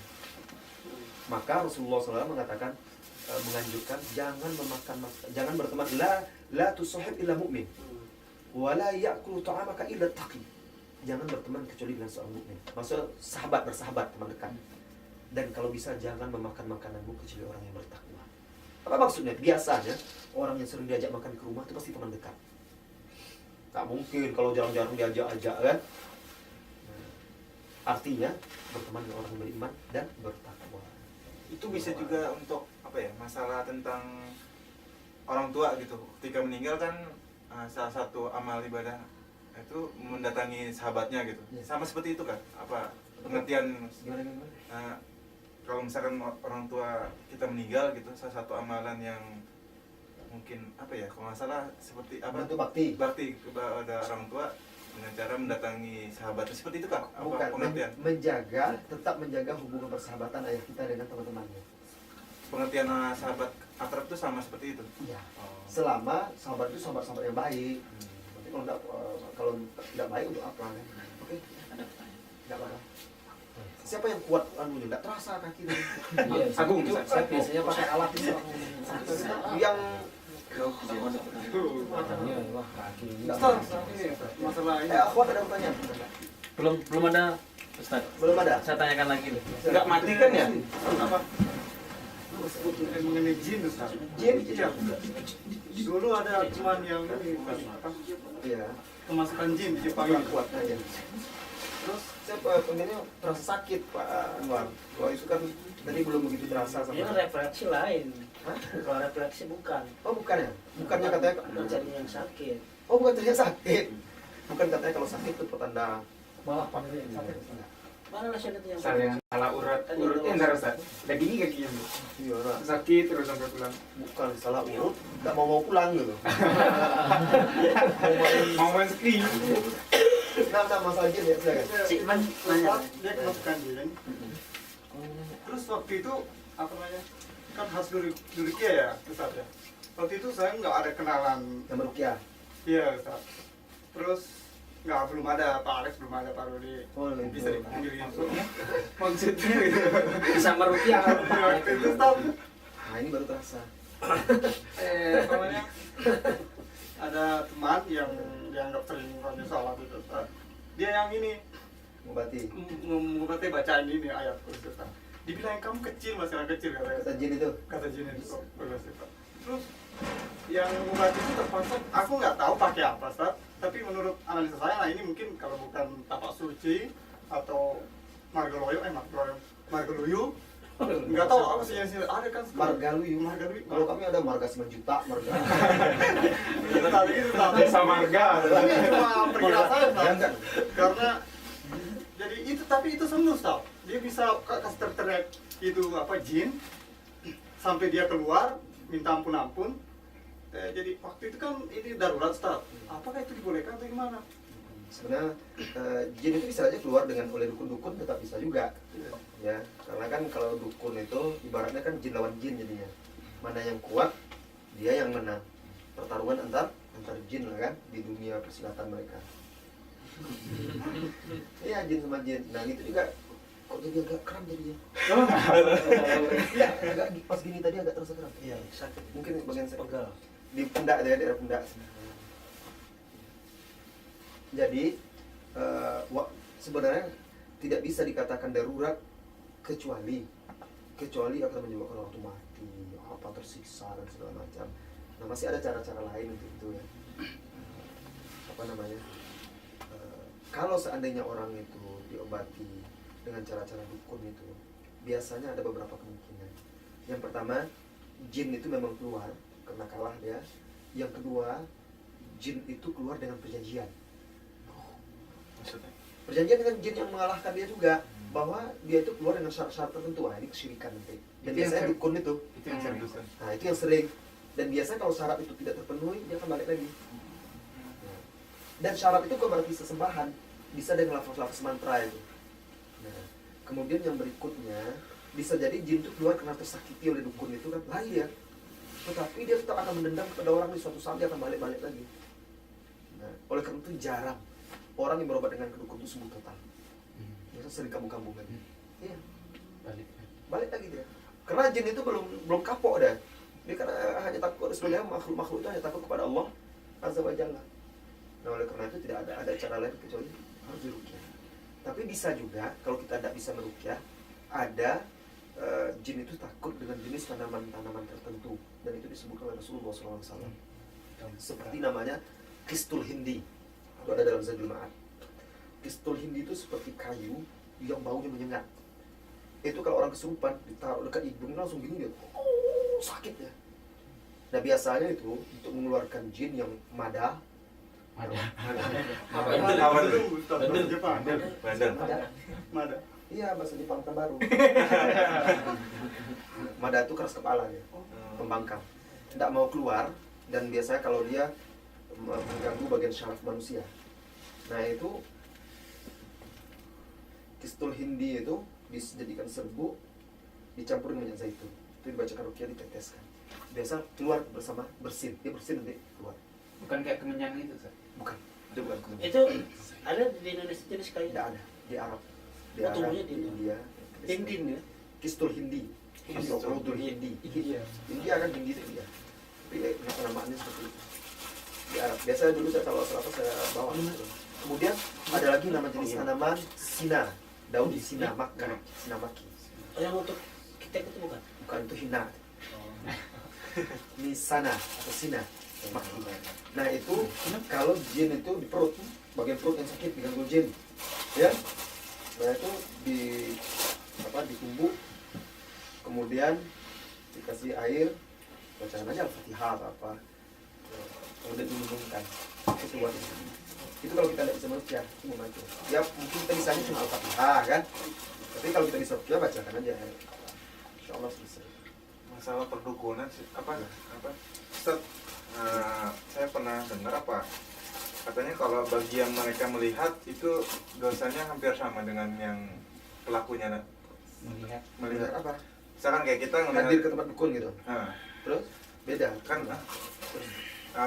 kayak di TV kan suka ada semacam ya banyak lah atraksi-atraksi atraksi perdukunan gitu. kayak Deddy Corbuzier. Nah, seperti itu. Gimana, Ustaz? Ya memang ada. Rasulullah SAW bersabda kan, man ata arrafan au kahinan, ya, man ata arrafan au kahinan faqad asyrak. Barang siapa yang mendatangi dukun, tukang sihir, peramal, dia telah berbuat syirik. sekedar datang aja itu syirik. Ya, kalau dia datang dalam hadis lain, man ata arrafan aw kahinan fasa'alahu wa saddaqa ma yaqul faqad kafara bima unzila ala Muhammad. Barang siapa yang datang bertanya, dia percaya dia perkataan dukun itu, maka dia telah kufur, ingkar terhadap apa yang diturunkan kepada Muhammad. Jadi ada 2 derajat, 3 malah. Datang saja, mendengar, melihat, berarti kan kita ridho dengan kemungkaran kesyirikan, itu dapat dosa. Datang, bertanya atau percaya dengan perkataan dukun, itu bisa kufur. Yang ketiga, datang kita untuk menjelaskan kebatilannya. Datang kita untuk menjelaskannya. Datang kita ke dukun itu, bohong, ini tidak benar, begini, Al-Quran begini. Wah, itu jihad itu. Memang jihad, dan dukun itu bukan sembarangan. Saya pernah dulu di Siak, Kepulauan, dekat Pakning katanya. Sengapit. Jadi anak itu saya rukyah, ternyata ada jimat-jimat. Tidak bisa jimat, dia punya jimat-jimat kan. So, panggil orang tuanya, mana jimatnya, keluarkan semua. Banyak, ada jimatnya itu patung Dewi dari Cina, Dewi Cina. Ya. Sri itu orang Jawa, itu. Cina Jawa kan. Jadi itu kemudian keris, kemudian teman-teman itu. Kerisnya dengan patung itu dibuang ke laut, yang lainnya saya bakar. Besoknya datang anggota dukun itu. Datang ke rumah saya, bukan baru, datang dia minta ganti. Minta ganti itu maharnya mahal. Karena mereka harus kan perjanjian. Guru kami minta ini nih, kenapa bapak uang? Mau datang ya, saya bilang. Ya karena ini bertentangan dengan agama, itu tugas dan tanggung jawab saya. Dan keluarga mereka sudah setuju. Tidak bisa, ini maharnya mahal, bapak harus ganti. Oh, kalau itu yang kalian tuntut, saya tidak bisa. Nah, karena ini kewajiban saya sebagai ini menjelaskan akidah yang benar ini. Silakan bapak mau apa, tuntut segala macam, tuntut di pengadilan, buktikan, tidak ada masalah. Ribut, cuma dia ngeri juga kan, tengoknya dinding samurai, pedang, Sabgan. rumah. Ini apa nih pak? Wah itu Ketua perang. Nampak dingin. Azan berkumandang, ayo kita sholat dulu. Oh kalau gitu kami permisi aja. Nggak mau dia pergi diajak ke masjid. Seperti itu. Dan pernah waktu itu saya merukyah, ada dukun di situ. Bukan merukyah malah. Jadi ada satu keluarga itu sudah dibodoh-bodohi oleh dukun. Satu keluarga. Jadi karena mereka sakit-sakit kan, panggil dukun. Dukun itu laki-laki perempuan sepasang. Oh. Taunya mereka tertipu. Setelah akhirnya datang orang itu, Pak, Bu, kami sudah bentengi rumah bapak ini, sudah kami kirim orang-orang kami. Maksudnya, ya orang-orang itu jin-jinnya. Tetapi supaya ini kuat, bapak harus bayar mahar per kepala 1 juta. Di situ ada 7 orang di rumah itu, 7 juta. Nah, ada anaknya satu kuliah di Unri. Karena kan biasa orang-orang anak-anak pelajar tidak begitu langsung percaya kan. Akhirnya mereka kalau gitu nantilah Pak Dukun ya kan, besok kami carikan uangnya dulu, nggak ada kalau segitu. Anaknya ini cari informasi langsung, dapat dia telepon saya dari Radio Hidayah. Datang dia minta tolong Ustaz, ini keluarga kami kayaknya ketipu nih sama dukun, ini kesian mak saya, ini abang-abang saya. Gimana? Terus tolong rukyah rumah saya. Ah itu nggak perlu dirukyah, gini aja. Kapan ada dukun itu datang, panggil saya. Waktu itu malam-malam ditelepon dengar. Ustaz, dukunnya datang ada di sini siang. Iya, langsung ke situ udah. Malam. Jadi gini yang saya bilang kan, mau dirukyah Pak Ustaz, kata anak muda. Enggak, gini, kita adakan pengajian tentang tauhid di rumah itu pas dukun itu datang. Mau gitu. Ini berat sebelah nanti nih Pak Imam. Bentar, ambil dulu alat. Jadi datang kan, waktu saya datang itu semuanya selamat, dukun itu dingin kan. Saya duduk di depan, ayo kumpul kan. Karena udah kumpul semua, dukun itu ada dikumpul sama emaknya. Emak ini kan kagum sama dukun tuh. Biasanya Gitu orang tua kan. Ayo sini, duduk gak jauh dari saya kan. Kenapa nih? Dia sih gitu kan. Langsung semulai kajian masalah tauhid. Syirik itu apa? Kerjasama dengan syaitan itu syirik. Itu dia gelisah itu. Gelisah kan, permisi bolak-balik. Akhirnya pergi ke dapur. Ke dapur tuh terus semakin semangat ya kan. Wah, habis dukun-dukun itu kan. Datang anaknya yang perempuan, anak ibu itu ke belakang juga. Mas, kan dibilang, kenapa mas saya loh? Apa kata dia setelah itu cerita? Di dapur tuh dia menggigil, berkeringat. Di teleponnya pasangannya yang perempuan lagi. Oh. Di dapur. Dek, Bantuan, tolong, Ustaz. iya. Dek, tolong dek. Abang begini. Itu anjing datang dekat pintu tuh melolong-lolong. Anjing-anjing datang melolong. Seram ya. Serem juga. Saya terus aja kan. Terus lama kan. Dia menggigil panggilnya. Dek, bantu abang dek. Bantu abang dek. Kan? Heran anak itu yang membuat orang itu percaya bahwa dengan akidah dan tauhid itu dukun-dukun itu habis. Akhirnya permisi dia pulang langsung. Bu, saya permisi dong. Kami terus kajian. Setelah itu saya jelaskan, lihat tuh orang tuh. Percaya ibu tuh. Kan? Oh, enggak percaya sama dukun. Besoknya dia minta duit lagi. Kami enggak jadi pakai dukun-dukun. Oh, udah, kami enggak ini. Mas tarik aja orang-orang mas itu. Ya. Ngamuk dia tuh. Cuma masalahnya, ya namanya orang tua kan awam, susah diingatkan. Besoknya apa? Dia minta juga lagi, Pak Ustadz ruqyah aja lah biar kami tenang nih. Ruqyah tuh bagus lah, Bapak Ibu ini baca Quran sendiri. Saya bilang, Bapak juga ruqyah enggak sakit. Akhirnya karena mereka penasaran, kan trennya lagi ruqyah waktu itu. Oh iya. Mereka beli kaset ruqyah, mereka hidupkan tap, mereka letak air dalam ember di depan tap itu. Mereka minum sama-sama airnya. Jadi bid'ah pula orang. Jadi kan Ustaz ngeruqyah yang Medan itu Ustaz. Yang mana? Aku nih STM gitu. Oh iya ini. Di Al-Madinah ada. Mada baca aku. Ada tuh. Ada Ustaz. Yang waktu kita daurah itu Ustaz. Oh, yang perempuan itu ya? Iya, perempuan. Rupanya dia enggak kena itu kan besoknya saya. Stres rupanya. Terus masalah yang Tapi tentang dia magic. sama saya kan waktu itu baik dia, semua orang itu aja dia ini. Iya. Bersilat-silat dia kan. Siapa kau panggil? Aku ini pada karate nih. STM aku tidak tahu kau. STM ada Yang menyusup itu. Bukan. Ustaz, Semua. kalau ini Ustaz, nggak apa-apa lah ya. Kalau kita berzina misalkan, nah, terus kalau sperma laki-laki keluar duluan, anaknya kalau orgasmenya lebih duluan laki, anaknya bakal perempuan karena dari gimana? Kalau di dalam hadis itu bukan dikatakan Ya, ada dua-duaan, tetapi apabila sperma salah satunya mengalahkan lebih kuat Artinya mengalahkan nggak? lebih kuat. Maka sperma itu ada yang kuat, ada yang lebih kuat lah, apa namanya itu, unggul gitu, lebih unggul yang Oh, gen bukan laki. orgasmenya duluan itu Nggak nggak? mesti. Walaupun dia orgasmenya duluan belum tentu sperma itu kuat. Ada jenis sperma itu dia yang lemah. Bahkan walaupun dia orgasmenya ada sperma itu tidak bisa sampai. Yang mati duluan, Pak. Dia mati duluan karena dia tidak kuat, tidak kuat berenang. Ya kan? Bisa sampai kena ya kan? Jadi yang dimaksud di situ dia kuat, unggul gennya sehingga lebih kuat daripada apa gen wanita. Dalam Benar hadis itu, Ustaz. Hah? Benar itu, Ustaz. Dalam hadis ada. Makanya faktor genetikal kan, Iya. kalau gen yang laki-laki kuat, Betul.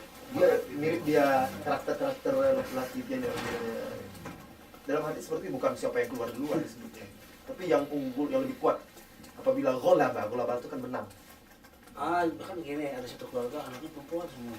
Terus dia bertanya, siapa yang anak laki-laki? Ya cobalah katanya, kamu orgasmenya dari istrimu duluan katanya. Bukan gitu ya? Ada orang Itu yang bukan dia halal itu. ejakulasi dini, malah kandungan spermanya itu lemah. Ya, jadi tidak mesti itu. Di luar orgasme itu macam-macam, bisa karena ejakulasi dini, ya prematur ejakulasi kan, bisa macam-macam. Jadi tidak mesti itu. Yang dimaksud Rasulullah itu kuat dia, menang dia, jadi unggul gennya. Berarti kalau misalkan ada Mungkin dia lebih sehat, lebih apa istrinya daripada dia kan. Jadi ketika perempuan lebih unggul itu. Udah Pak Nam. Hah? Udah. Ini agak melenceng dikit Ustaz. Tentang kita terkadang pulang gitu Ustaz. Ada kesan pengen memaksakan diri gitu Ustaz. Pengen beli rumah ke mobil, mungkin kalau rumah bisa kontrak gitu. Kayak mobil banyak kita nggak ingin anak kita umpamanya udah punya anak, udah punya keluarga, nggak ingin masuk kendaraan umum sama istri kita. Jadi kita pengen beli mobil tapi belum punya modal yang cukup gitu Ustaz. Nah sebenarnya sistem kredit di Indonesia sendiri itu gimana Ustaz? Kalau sistem kredit konvensional itu tidak syarat.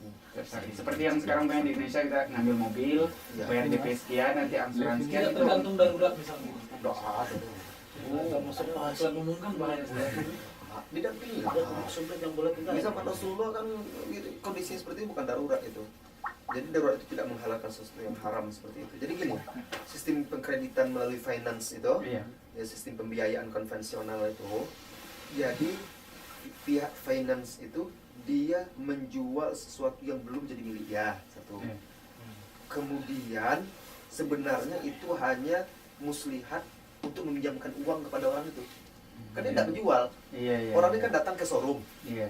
Misalnya antum showroom. Iya. Saya datang lihat cantik lah mobil nih, kan? Saya mau beli. Duit saya cuma 30 juta untuk DP. Nah, akhirnya orang showroom ini mereka biasa sudah kerjasama dengan finance itu, sudah duduk di situ itu. Iya. Nah, udah Pak, gini. Nah, orang finance itulah nanti yang membayarkan. Begitu biasanya. Jadi dia cashin dulu Iya, yang ke dan kita showroom, ke terikat dealer. perjanjian dengan orang Sama finance. finance. Seolah kita pinjam uang sebenarnya. Iya, iya. Dan ada ribanya, bunganya. Iya. Oh, Memang ada bunganya. Berarti sistem sekarang di Indonesia itu kita umpamanya nggak bayar langsung sama dealer berarti Ustaz? Enggak. Lewat finance berarti? Iya. Sama seperti kredit KPR gitu Ustaz? Ya, sama seperti itu. Oh. Nah, akhirnya itu sebenarnya kita tuh pinjam uang sama finance. Dia bayarkan. Loh, Iya. bismillah saya bayarkan sebelikan. Kamu bayar ke Iya. saya aja, diangsur kredit. Betul. Nah, lain. jadi bukan nyicil di dealer gitu. Iya, lain kalau kita misalnya kawan kita punya Kredit. showroom, misalnya suatu saat nanti Rudi punya showroom. Amin. Ya, Showroom apa dulu? Oh iya. showroom sepeda. Kan lumayan. Sepeda motor. Alhamdulillah. Jadi saya butuh sepeda motor. Jadi aja Duit di nggak ada. Palpes. Datang saya Rudi. Duit saya ini cuma 5 juta. Saya mau sepeda motor. Nggak apa-apa Ustaz, diangsur saja. Harganya itu kan 20 juta. Ustaz bayar dulu 5 juta, tinggal 15 juta. Angsurlah selama 2 tahun misalnya. Sebulannya begini. Nggak ada bunga. Jadi tetap saja, itu saja yang 15 juta sisa itu dibagi menjadi 24 bulan. Misalnya 2 tahun kan, berapa sisanya itu. Nah, kalau ada keterlambatan pun tidak boleh didenda. Iya. Tetapi bagaimana nanti dia, Ustadz nanti lama-lama tidak bayar, enggak kan biasa orang kadang ada saja seperti itu. Kan ada surat-surat masih sama kita, jaminannya dijaminkan, suratnya jangan dikasih dulu. Nanti kalau memang dia tidak sanggup, maka suruh dia jual, tapi jangan ke kita. Kalau dia tidak bisa, kita bantu menjualkan. Nanti hutangnya dibayar, berlebih kasihkan lagi ke dia, itu punya dia, hak dia. Dan kalau di finance itu akadnya, setahu saya itu akadnya itu bukan akad jual beli. Akadnya itu pinjam apa namanya? Pinjam apa? Oh, sewa. Sewa beli leasing Ustaz. Iya, sewa beli. Jadi itu baru menjadi hak kita kalau sudah lunas. Sekarang tuh kita pinjam, maka enak aja dia nyita kan? Oh iya benar Ustaz. Walaupun udah masuk kayak motor ya Ustaz.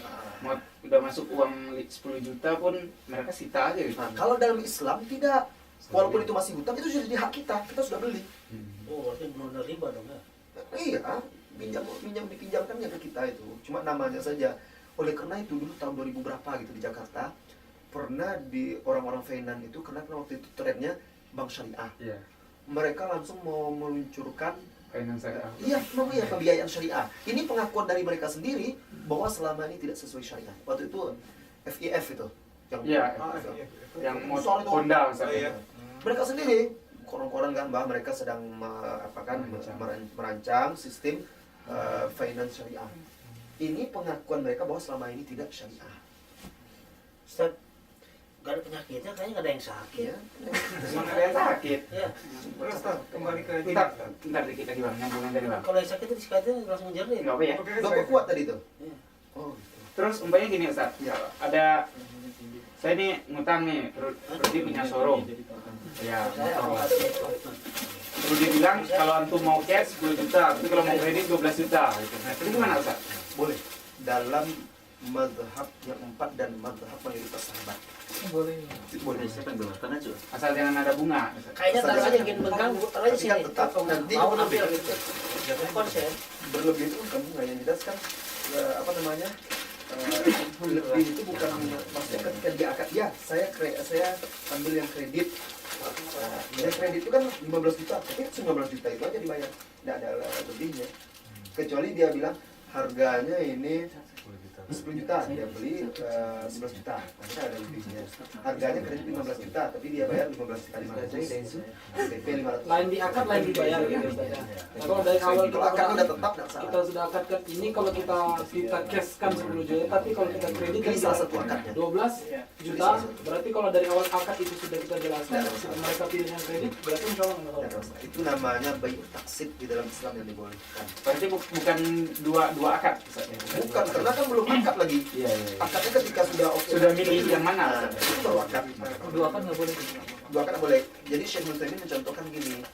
Ini loh barang ini, kalau kredit kamu beli 15 juta, kalau cash 10 juta. Oke, saya beli diambilnya, belum ada kesepakatan yang mana dipilihnya. Itu dua harga itu. Ya, satu jual beli dua harga. Tapi kalau dia saya beli ini kredit aja lah kalau gitu. Dia akad sepakat berarti kan satu itu cuma. Akadnya terjadi pada satu harga. Itu dia. Ya. Dalam prosesnya berubah nggak boleh ya. Bagaimana proses berubahnya? Udah bayar, ternyata mau langsung beli semuanya ada uang gitu. Tidak ada masalah.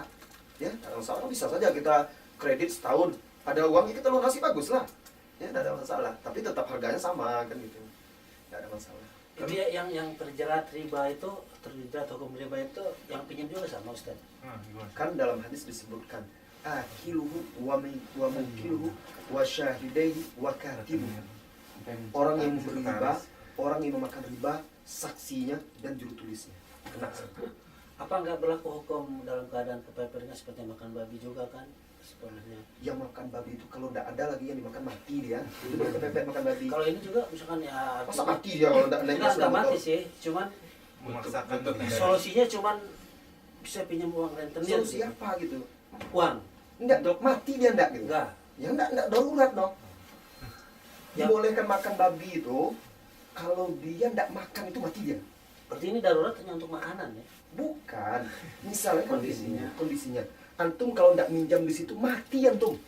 Enggak bisa ada cara lain lagi. Untuk berobat misalnya ya. Untuk berobat, enggak ada cara lain lagi. Kalau enggak itu mati antum gitu. Kalau enggak pakai itu. Nah, itu darurat itu.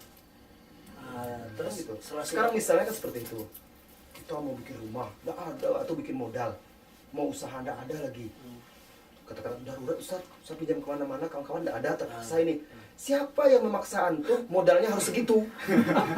Kan bisa aja jual toko. Siapa juga mau usaha itu ya? Iya. Tidak, ini mau buka usaha toko besar, enggak punya dana, terpaksa.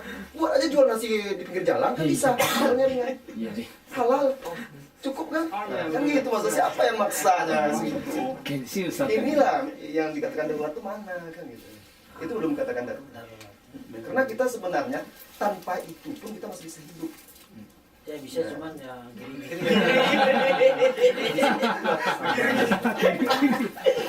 Gini-gini gimana Pak? Kan ada kawan-kawan itu kan bilang gitu. Ya, kalau enggak gitu, kalau enggak gitu satu enggak punya rumah lah gitu. Kontrakan masih banyak. Kalau kamu semua siapa sih yang mewajibkan harus rumah itu punya gitu kan bisa mau nikah. Makanya sahabat juga nafsu juga.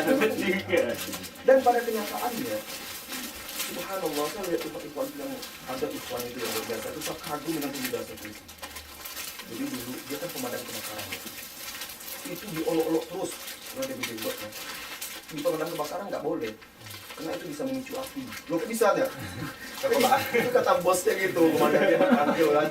Kamu pemadam kebakaran kok berjenggot, itu jenggotnya bakal kenapa? Itu bisa memicu api. Kenapa? Nanti api langsung gitu. Mungkin itu api asmara. Jadi dia dikucilkan terus, dipanggil. Kalau lagi baris kan apel, kamu, sini. Oh ini lihat nih. Sampai di Radio Hidayah, orang tuh bertanya pas kajian saya kan, Ustaz, kami dari pemadam kebakaran, lalu gini, kalau ada orang begini, oh ini pasti si Anu nih. Komandannya mah.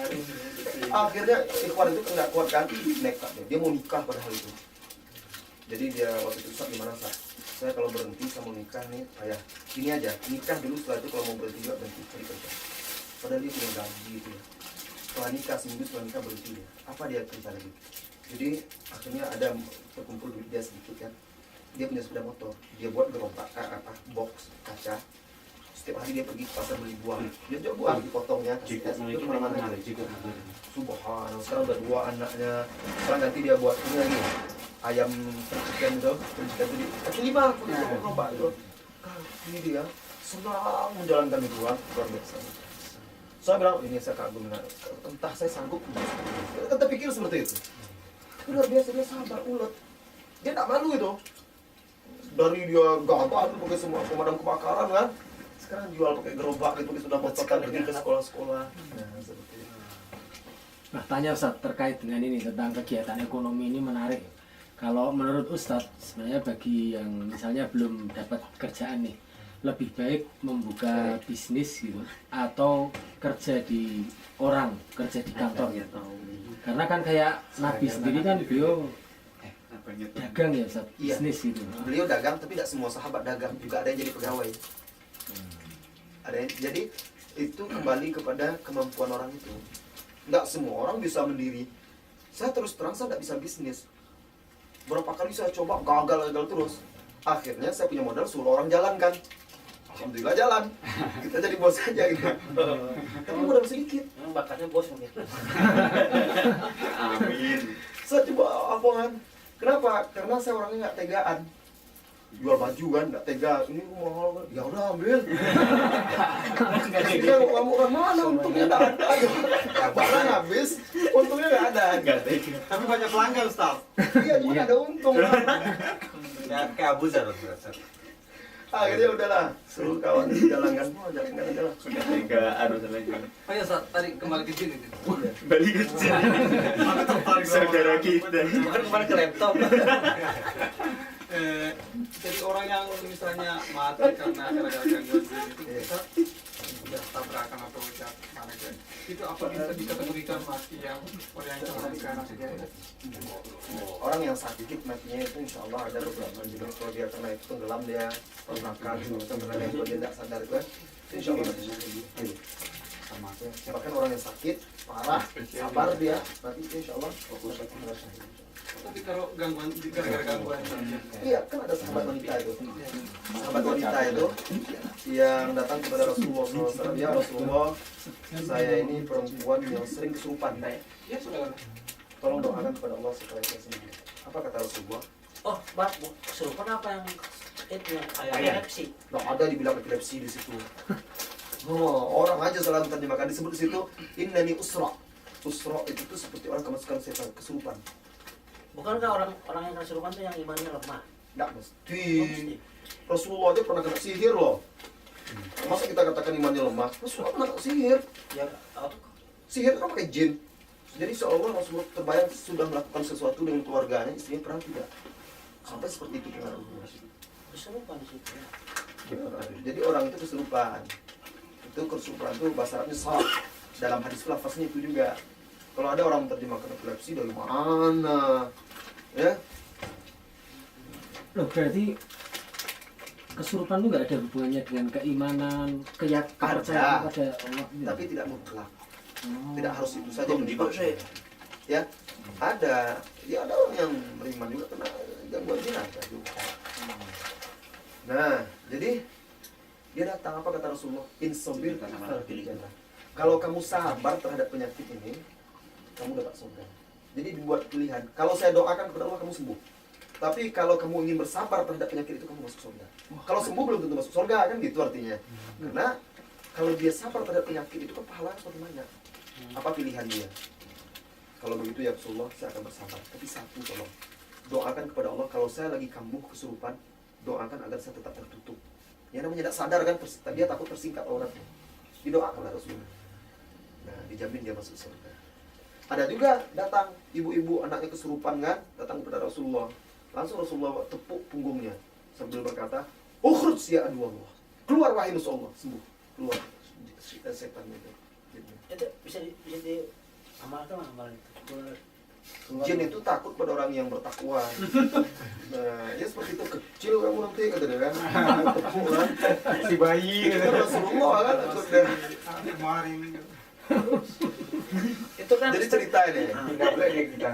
Jadi memang tidak semua, maksudnya memang semua orang bisa meruqyah.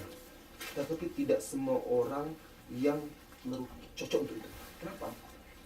Ada orang-orang yang memang punya syakhsiyah, kepribadian kuat, berwibawa, sehingga jin itu takut sama dia.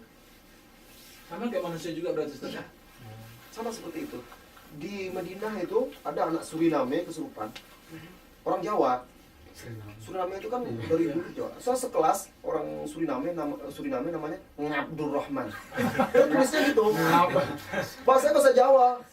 Tinggalnya di Suriname sana. Dulu nggak tahu dia Jawa itu di mana, Indonesia di mana, nggak tahu dia. Kan bahasa Jawa ya? Iya, bahasa Jawa. Piye kabarnya? Namanya Iya, Suriname. iya. Pakai wayang pakai di situ. Nah, ditulis itu kan namanya di absen Ngabdurrahman, ngap tulisannya. Jadi ada anak Suriname itu kesurupan. Jin bahasa Jawa pula. Itu yang merukyah waktu minta tolong tuh Syekh itu. Syekh Mis'ab namanya. Itu dia nggak bisa. Masa nggak bisa itu? Kira jauh-jauh aja. Dan bisa akhirnya merukyah mahasiswa. Ya, alhamdulillah 1 tahun prosesnya. Sampai lumpuh dia itu. Yang kesurupan itu. Iya. Lumpuh dia. Dan alhamdulillah setelah tahun sembuh. Merukyah terus. Jadi prosesnya macam-macam. Jadi bukan berarti mentang-mentang dia berilmu bisa merukyah. Jadi kenapa? Mungkin dia berilmu tapi dia kurang kuat kepribadiannya kan. Ada orang-orang yang biasa asal bacaan Al-Qur'annya bagus, dia terjaga dari maksiat, malah dia bisa mengintimidasi jin itu. Kau keluar atau tidak? Wajar kau, kan? Maksudnya dengan Al-Qur'an. Takut dia kan. Ada orang baca Quran tuh kan, tidak betul merukyah. Ketawa aja dulu kan, bacaan kau salah. Dari Muslim. Jadi Muslim ya, tahu dia baca Quran. Oh, jin muslim juga bisa masuk ke mana? Ya, karena ada manusia yang jahat kan juga ada yang Islam. Islam yang jahat kan ada juga. Kadang penyebab masuk jin itu dia terganggu. Orang kan tidak tahu, terganggu tempat tinggal dia, tersakiti. Atau suka dia jatuh cinta, misalnya sama Pak Anwar. Jin Jepang Wulan. Bisa kan? Yuko. Dirasukinya kan? Yuki namanya. Itu Ketawa. pernah mencekik Jin. jin. Ya. Itu memang postur tubuhnya kecil sih gitu, secara joirnya. Betul. Memang kalau dicekik itu kecil ya. Kalau besar juga bisa dicekik kok. Wah, itu kayaknya perbedaannya kecil ya. Dari mana kecil?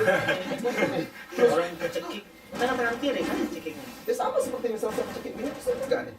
Orangnya gede tinggi. Yalah kalau gede misalkan kan. Rasulullah bukan begini, ngelurkan tangannya ke depan. Itu nggak digambarkan berapa tingginya. Ifrit itu. Ifrit itu termasuk bangsa jin yang paling kuat perkasa. Jadi Ustaz, Ifrit itu Nama kaum, suku. kaum juga Ustaz. Nama suku jin. Bukan satu orang Ustaz ya. Jadi bangsa jin Ifrit itu terkenal perkasa. Jadi di zaman Nabi Sulaiman kan di surat An-Nahl itu, waktu Nabi Sulaiman ingin memindahkan Arsy Balqis itu dari Yaman ke negeri dia, apa kata Ifrit itu? Qala Ifritu minal jin, ana atihi min qabla an taquma min maqami. Hai Raja Sulaiman, saya akan bisa memindahkan singgasana itu sebelum engkau berdiri dari tempat dudukmu, dari singgasana. Tapi ternyata manusia lebih hebat lagi ilmunya. Nah, setelah itu waqala ladzi dan berkata orang yang Allah berikan ilmu pada dia. Nah, apa kata dia? Ana atihi min qabli an yartadda tarfuk. Biar saya kan, saya pindahkan sebelum berkedip matamu. Belum berkedip mata Nabi Sulaiman lagi muncul langsung. Pakai ilmu apa? Pindah, dia berdoa kepada Allah. Itu bisa dikatakan mujizat enggak apa Kemujizat untuk Nabi. karomah. Karomah. Dia berdoa pada Allah. Nah, ya Allah yang pindahkan dengan keperkasaannya kan. Kalau jin memang dia yang ngangkat, makanya tidak bisa secepat itu. Jin itu kan bisa terbang, bisa gitu. Oh ya Ustadz, ada pertanyaan ini Ustadz. Ya. Eh, Dan merukyah itu, bentar, yang justru ada orang merukyah. Merukyah itu tidak ada sunnah mengajarkan harus banyak berdialog dengan jin itu. Tugas kita hanya membantu saudara kita muslim yang kesurupan ini dan suruh jinnya keluar. Tidak ada siapa nama kamu, dari mana asal kamu, laki-laki perempuan, berapa jumlah kamu di dalam. Karena kita tidak bisa percaya sama dia. Jadi ada tukang-tukang rukyah tuh bangga dia kan, oh hebat 1000 jin keluar dari situ. Dari mana dia tahu 1000? Bisa ini jin itu aja ngaku-ngaku kan. Pura-pura keluar dia, di rukyah muncul lagi. Hah, siapa kamu? Saya yang lain lagi. Berapa sih kamu di dalam? Kami 1001 di dalam. Dan nambah satu. Padahal dia juga. Gitu. Dia kena bohong gitu aja. Ketawa jadi. Makanya kalau ada peruqyah kayak begitu, itu tidak berilmu dia ruqyahnya. Udah keluar, kamu telah zolim, keluar atau tidak? Kalau tidak saya akan bacakan Al-Quran. Itu aja, keluar. Nakdir aja sampai mati kalau dia tidak mau. Sepertinya itu nggak ada. Mau apa? Ini apa? Agama kamu apa? Ini apa? Itu. Itu malah dengan itu tipu daya jin, tahu dia ini akhirnya. Orang ini bisa saya permainkan. Besok masuk lagi tempat lain saja. Apa nggak ada, pokoknya keluar itu aja. Tugas kita kan cuma membantu saudara kita itu. Jin ifrit itu kalau dulu ya, setelah masa kecil orang kampung tuh bilang ada api terbang gitu kan. Oh itu jin ifrit kata orang. Enggak mesti itu. Jinnya yang dibantu, yang dukun-dukun pakai itu kan banyak jenis jin, nggak mesti ifrit. Ifrit itu yang dia yang orang-orang pelaku syirik besar juga dia mau ini kan. Ada pertanyaan nih Ustaz. Fadhal. Sebenarnya ini dari Ikhwan dari Ahsan TV menanyakan, Ustadz, apakah boleh jika seseorang yang telah menadzor, lantas ia nadzor lagi untuk yang kedua kalinya, kemudian ia istikharah untuk pilih yang mana yang cocok? Syukron. Nazar untuk kedua kali itu dia itu juga perempuan Ya. itu juga. Yang lain. Yang lain. Dua perempuan berarti Ustaz. Ya. Abu Nazar. Jadi ini banyak kesalahan para pemuda-pemuda muslim ketika nazar itu. Sebenarnya dalam syariat Islam itu para ulama seperti Syekh Al-Albani dan syekh lain itu menjelaskan nazar itu baru boleh. Kecuali nazar dari jauh ya, diam-diam. Nazar itu baru boleh kalau kita sudah ingin dan suka sama dia. Baru boleh nazar itu kalau betul-betul kita ingin menikahi dia, baru nazar. Jadi bukan begitu, nazar sana, nazar sini, tidak jadi-jadi. Jadi kita misalnya ada siapa, akhwatnya ini, cari dulu data dia, bagaimana dia orangnya, bagaimana. Sudah ada kecenderungan kita, ya kayaknya ini cocok sama saya. Baru nazar. Nazar itu tujuannya untuk semakin memperkuat keinginan kita. Nah itu Rasulullah. Lihat, supaya sesungguhnya dengan nazar itu lebih menguatkan cinta. Nah, kesalahan para pemuda sekarang, dia belum kenal, belum apa, langsung pergi nazar aja. Setelah itu nanti nggak cocok. Belum lagi soal nazar pula sana sini. Akhirnya mempermainkan akhwat jadinya. Ya, kan banyak seperti itu. Jadi jelas dulu, ini memang betul mau nggak. Dia suka nggak, baru nazar. Nah, kalau itu memang tidak, putuskan dulu tidak, baru nazar yang lainnya. Jadi tidak boleh dua-duanya bareng itu. Masa dua bareng. Sama aja. Habis itu bingung sendiri, Ustaz. Bingung sendiri. Saya pernah marah itu ikhwan itu kan. Dan nazar itu kalau nazar datang bertemu itu harus ada mahram. Kecuali kalau nazar lihat di jalan aja dari jauh kan lain. Ya. Oh itu dia. Oh, itu untuk mengenal Rupanya kan kawan. kenal Tuhan sebelum lalu kan kenal dulu. Pada siapa kenal dulu. Kenal itu kan mencari Ya identitas. identitas dia ya. Rupanya Itu termasuk kanan, postur tubuhnya wajahnya begini. Ya boleh tanyakan kepada Ada orang yang bekas tahu. jerawatnya segala macam. Iya, sumbing atau tidak.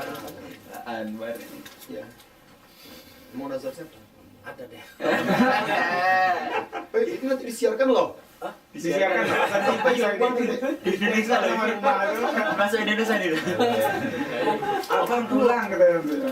Kakak pulang. Masuk TV logo. Nanti ya, itu. Jadi, kemudian yang kedua saya jelaskan juga, istikharah itu bukan untuk memilih di antara dua perkara. Ini banyak juga kesalahpahaman kaum muslimin dalam memahami istikharah. Istikharah itu artinya meminta kebaikan dari apa yang akan kita lakukan. Jadi, Pak Anam, istikharah itu kapan? Ketika kita sudah menetapkan pilihan. Bukan sebelumnya. Iya, Udah mantap lu. udah mantap. Jadi artinya kita sudah mantap, ini yang akan saya lakukan. Istikharah tujuannya minta kepada Allah kebaikan dari itu. Kalau memang ini baik untuk saya, mudahkan. Kalau tidak baik, jauhkan. Itu sebenarnya bukan mana yang baik. Akhirnya kan setelah istikharah di antara dua itu masih bingung juga. Gimana kalau tidak ada? Kalau udah istikharah ada tanda-tanda enggak, Ustaz? Bukan itu. Bahkan kata para sahabat, allamana an-nabiy sallallahu alaihi wasallam al-istikharah fi kulli syai' kama allamana surata min al-Qur'an. Rasulullah SAW mengajarkan kami, kata Abu Sa'id Al-Khudri, istikharah dalam segala hal. Seperti beliau mengajarkan satu surat dari Al-Quran. Antum mau pulang nanti ke Tokyo, istikharah dulu, tak apa. Sebelum berangkat, sholat sunat, doa. Setelah itu, istikharah, tidak masalah. Jadi dalam segala hal. Nah, kalau untuk memilih aja itu keliru. Istikharah itu artinya meminta kebaikan. Kan doanya baca itu, ya Allah, kalau perkara ini baik bagi saya, dunia saya dan akhirat saya, maka mudahkanlah. Bukan, ya Allah, saya ada 2 perkara ini. Mana sih yang baik? Kan enggak gitu doanya. Ya, jadi mudah-mudahan itu ikhwan fillah. Dan saya nasihatkan untuk masalah nazar tadi Mana hati-hati. istiqomah? Jangan akhirnya mempermainkan akhwat-akhwat.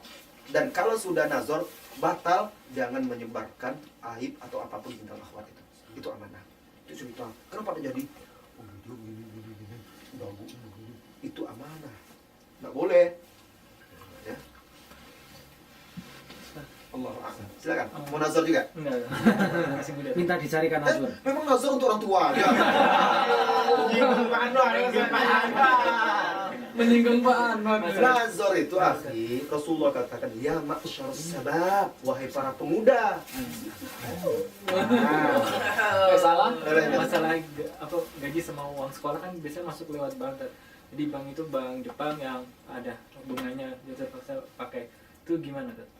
Ya, enggak apa-apa kan itu karena sekarang ini fasilitas untuk pengiriman uang, apalagi di sini memang pakai itu. Ambil yang hak kita saja.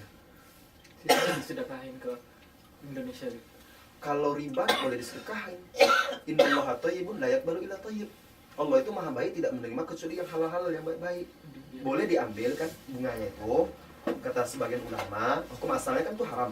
Ambil duit kita saja. Misalnya beasiswa kita 10 juta, ada bunganya 10 juta aja ambil. Kalau kita mau ambil juga bunganya, boleh, tetapi nanti gunakan untuk kepentingan sosial yang dihinakan. Apa maksudnya? Buat jalan, memperbaiki jalan, got, WC umum, apa segala macam. Bukan untuk dimakan. Nah, kirimkan ke Indonesia untuk itu. Tapi Anda tidak dapat pahala. Karena duitnya duit haram kan? Cuma Anda dapat nama. Jalan si Anu bentar namanya. Jalan ngecor jalan misalnya. Ya, ngecor jalan. Jalan got, Faisal, jalan, apa. Kita bantu, tidak apa-apa. Ya? Tidak apa-apa, misalnya Anda punya lebih, Ustaz, kakak doang riba, kita salurkan nanti di jalan, di Pekanbaru kan banyak masih jalan bolong-bolong. Masjid nggak boleh Ustaz. Nggak boleh, itu untuk fasilitas ibadah. Sedangkan orang Quraisy yang kafir aja dulu, ketika Ka'bah runtuh, mereka mensyaratkan untuk membangun Ka'bah itu harus dari duit yang halal. Tidak boleh ada riba dan segala macam. Makanya Hijr Ismail itu keluar. Sebenarnya Hijr Ismail itu kan masuk dalam Ka'bah. Tapi waktu itu dana mereka kurang. Jadi kecil. Memang kebiasaan orang ngikut apa kayak bungko apa mirip-mirip sholat itu Ustaz. Itu dilakukan sesama manusia boleh nggak Ustaz? Kayak Gimana? Kayak di Jepang ini sholat bungko Oh, itu sama kalau misalkan ada Boleh ikut sampai karate itu malah Oh, di Iya, karate. kayak Aikido juga sujud dia itu. itu Nggak boleh. haram. Haram sujud, ruku hanya boleh kepada Allah Subhanahu wa taala. Batasan menyerupai ruku itu seperti apa Ustaz? Ruku ya seperti itu, ruku kan. Yang sempurna seperti ini Ustaz? Iya. Kalau orang Jepang sangat hormat itu bisa sampai seperti ini. Iya. Tapi boleh. kalau biasa tuh cuma segini aja Ustaz. Itu gimana Ustaz? 15 derajat, 30 derajat. Cuma segini aja gitu atau Kalau sekedar mengganggu apa gitu tidak masalah. Tapi sebenarnya ya, akhi, Rasulullah SAW melarang kita meniru ucapan salam orang-orang kafir. Jadi Rasulullah melarang mengucapkan salam dengan tangan, dengan anggukan kepala, kecuali kalau jauh atau orang itu tidak mengerti maksud kita. Itu boleh. Ya, itu boleh. Nah, kalau orang itu memang tidak mengerti, boleh ngangguk boleh semua. Membalas anu dia kan, tapi jangan sampai membungkuk. Ya, jangan sampai membungkuk. Tapi ngangguk dia, ngangguk juga kita tidak ada masalah. Kan tidak sampai ruku. Salamnya gimana dong Pak Ustaz? Salam ini salam biasa. Tidak ada masalah. Kalau salam jabat tangan biasa. Kalau umpamanya untuk ucapan salam sehari-hari Ustaz, gimana Ustaz? Biar mereka dulu bermasalah. Oh, konnichiwa gitu segala macam. Tidak masalah, itu kan bukan apa namanya, bukan tidak doa yang Sosialnya. Oh, yang maksudnya mereka duluan itu salam yang berupa doa ya, Ustaz? sama yang lainnya juga ucapan-ucapan Kayak selamat siang, selamat anu itu juga jangan mendahului ya. ya, selamat pagi, biar aja mereka dulu. Hmm. Setelah itu kita balas. Silakan. Nangkap apa? Burung. Mau nanya Ustaz, ini kalau misalnya jam kerja itu kan 8 jam. Terus kita pakai cuma 4 jam. 4 jam lagi istirahat. Terus kita kan kerja pakai target Ustaz. Misalnya 5.000 gitu dicetak. Dalam 4 jam itu kita berhasil cetak 5.000. 4 jamnya itu kita istirahat boleh. Kalau diizinkan oleh perusahaan nggak masalah. Ini nggak tahu orang perusahaan Ustaz. Hah? Kalau orang perusahaan nggak tahu ini. Ya istilahnya. minta izin lah sama perusahaan. Oh. Nah itu kita jam wajib kerja masih kan. Mm-mm. Artinya kita itu kan sudah terikat perjanjian, kita digaji dengan kerja dari jam sekian sampai jam jam sekian. sekian. Nanti dalam satu hari dia mengasih target, misalnya Ustaz, dia kasih target kamu satu hari ini cetak 5.000. Tapi kita kerjakan dalam 4 jam. Tidak Ustaz. langsung kram. Langsung kram. Hah? Kira Kita kerjakan hanya setengah dalam hari udah selesai. Iya, setengah hari udah selesai. Makanya tanyakan ke atasan. Lebih baik seperti itu. Jadi halal yang kita makan. Kalau umpamanya mereka izinkan Ustaz, kita Tidak kasih waktu 8 jam. Nanti ada waktu-waktu sholat kita Ustaz. Seperti asar gitu Ustaz.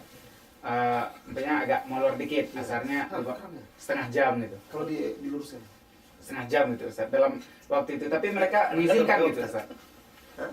Tapi mereka mengizinkan, malahan mereka bilang ya udah kamu sholat aja pakai waktu kerja. Tidak nggak masalah apa-apa." kalau itu kan udah diizinkan perusahaan. Kan itu tergantung ke perjanjian kita dengan perusahaan. Kalau dia udah izinkan nggak masalah. Enggak, kadang-kadang begini Ustaz, kondisi begini. Karena mungkin orang ini dia pintar. Jadi dalam waktu 5-4 jam bisa Iya menghasilkan saya paham. 5.000 yen. Dia udah selesai sama dia.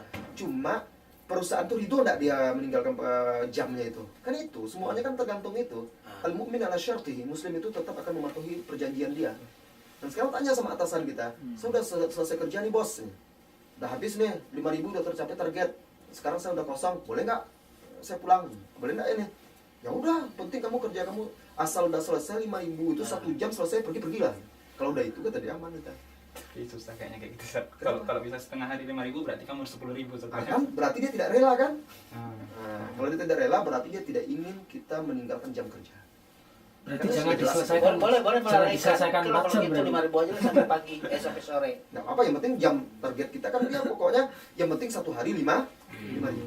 Ya, Jadi, 1 hari. Tapi ya. dia setengah hari bisa menyelesaikan target itu. Ya udah selesai, targetnya selesai tapi jam kerja belum berakhir. Ah mantap lah dia itu. Ya. Kita ini Ustaz, jam kerja kita, emang kita nggak pulang Ustaz, tapi tetap di tempat kerja gitu Ustaz. Gimana? Nongkrong.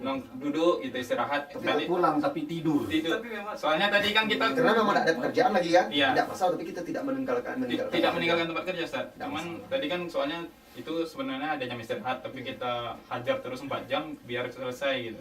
Ya namanya tidak ada pekerjaan lagi ngapain duduk-duduk juga ke situ. Tapi kita tidak meninggalkan Tidak pekerjaan. meninggalkan tempat pekerjaan. Iya, artinya kita masih di situ. Gitu. Iya, masih di situ. Kalau absen pun kita ada di situ kan? Iya. Tidak masalah. Kenapa pekerjaan kita sudah selesai? Tapi kalau kita tinggalkan, kan tadi itu. Kalau kamu bisa sekian, kerjakan yang lebih dong, udah jangan pergi aja. Hmm. Tapi sebenarnya kalau kita udah selesai istirahat itu kan tidak dimasalahkannya. Dimasalahkannya enggak? Kalau ada mungkin dimasalahkan Ustaz. Kenapa kamu duduk-duduk aja? Kenapa gitu? kamu duduk nggak cetak aja terus gitu kan? Kan kamu udah bilang udah selesai gitu. Kata, Udah selesai paling pasti lah cetak lebih banyak kan lebih bagus katanya. oh, Kalau udah bagus. semakin lama kerja semakin banyak cetak gitu. Kalau mau mengerjakan lagi silakan, tapi kita sesuai dengan syarat pertama. Syarat kita kan kesepakatan 1 hari ya 8 jam kerja kita mencetak 5.000. Iya. Itu yang wajib kita lakukan. Dan dia pun tidak boleh memaksa kita. Kamu udah selesai 5.000, tambah dong. Loh, kesepakatan pertama kan sudah ada. Nah, sebagaimana kita amanah menjaga perjanjian, dia juga harus punya komitmen. Kalau tidak, dia memperbudak kita. Zalim namanya itu. Membebani, seorang melebihi kemampuan dia. Ada dari Ahad. Bisa 5.000, Enggak, belum. dapat 10.000. Kalau 10.000 tambah enggak gajinya dia? Enggak. Enggak boleh dia terus itu. Kalau dia mau memaksa kita nambah lagi jadi 10.000, dia harus nambah gaji. Setengah jam lagi. Ustaz, Ada akhwat bertanya? Belum. pertanyaan dari saya Ustaz, kebanyakan dari ya kita saya mendengar dari teman-teman kasus saya maupun yang sudah bekerja atau mahasiswa di sini itu dan juga ini salah satu rayuan dari salah satu sekelompok jamaah yang di sini Ustaz, bahwa untuk marilah kita nikahi perempuan Jepang atau pria Jepang untuk menyebarkan Islam ini Ustaz. Jadi jadi kita niatnya untuk mengislamkan mereka Ustaz. Jadi mereka dengan cara menikahi mereka. Apakah itu diperbolehkan Ustaz? Apa?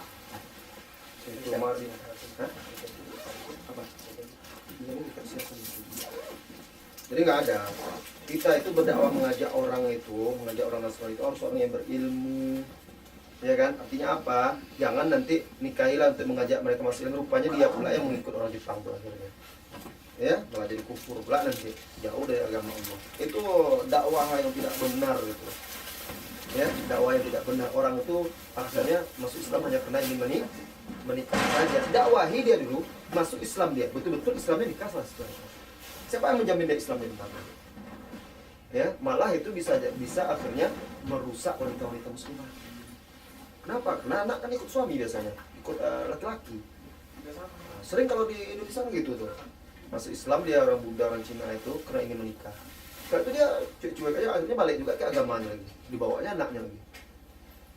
Jadi itu tidak benar kalau ada dakwah seperti itu. Kewajiban kita itu berdakwah kepada dia, menyampaikan Islam, bukan menikahi. Berdakwah itu bukan dengan menikah aja, ya. Ini nggak benar kalau ada dakwah itu. Dakwah orang-orang yang tidak berilmu. Rasulullah mana waktu itu? Kalian nikah dengan orang supaya mereka masuk Islam. Tidak.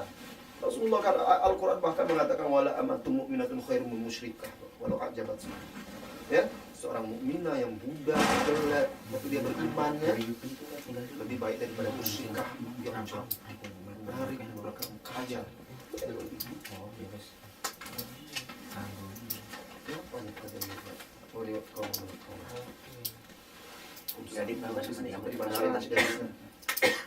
Iya, udah setengah 11. Ya, jadi seperti itu. Kalau ada yang mengatakan seperti itu tidak benar, itu malah menyesatkan itu. Yang berdakwah itu orang yang berilmu. Kalau udah menyatakan itu kan salah satu cara untuk berdakwah. Jadi Iya, kita- tapi harus ada ilmu. Dia menikah itu supaya itu masuk Islam. Bisa dia mengajarkan Islam kepada dia. Siap dia untuk membimbing itu. Kan itu. Karena kalau dia tidak siap, dia akan dibimbing oleh orang Jepang itu nanti. Malah bisa jadi kafir nanti akhirnya.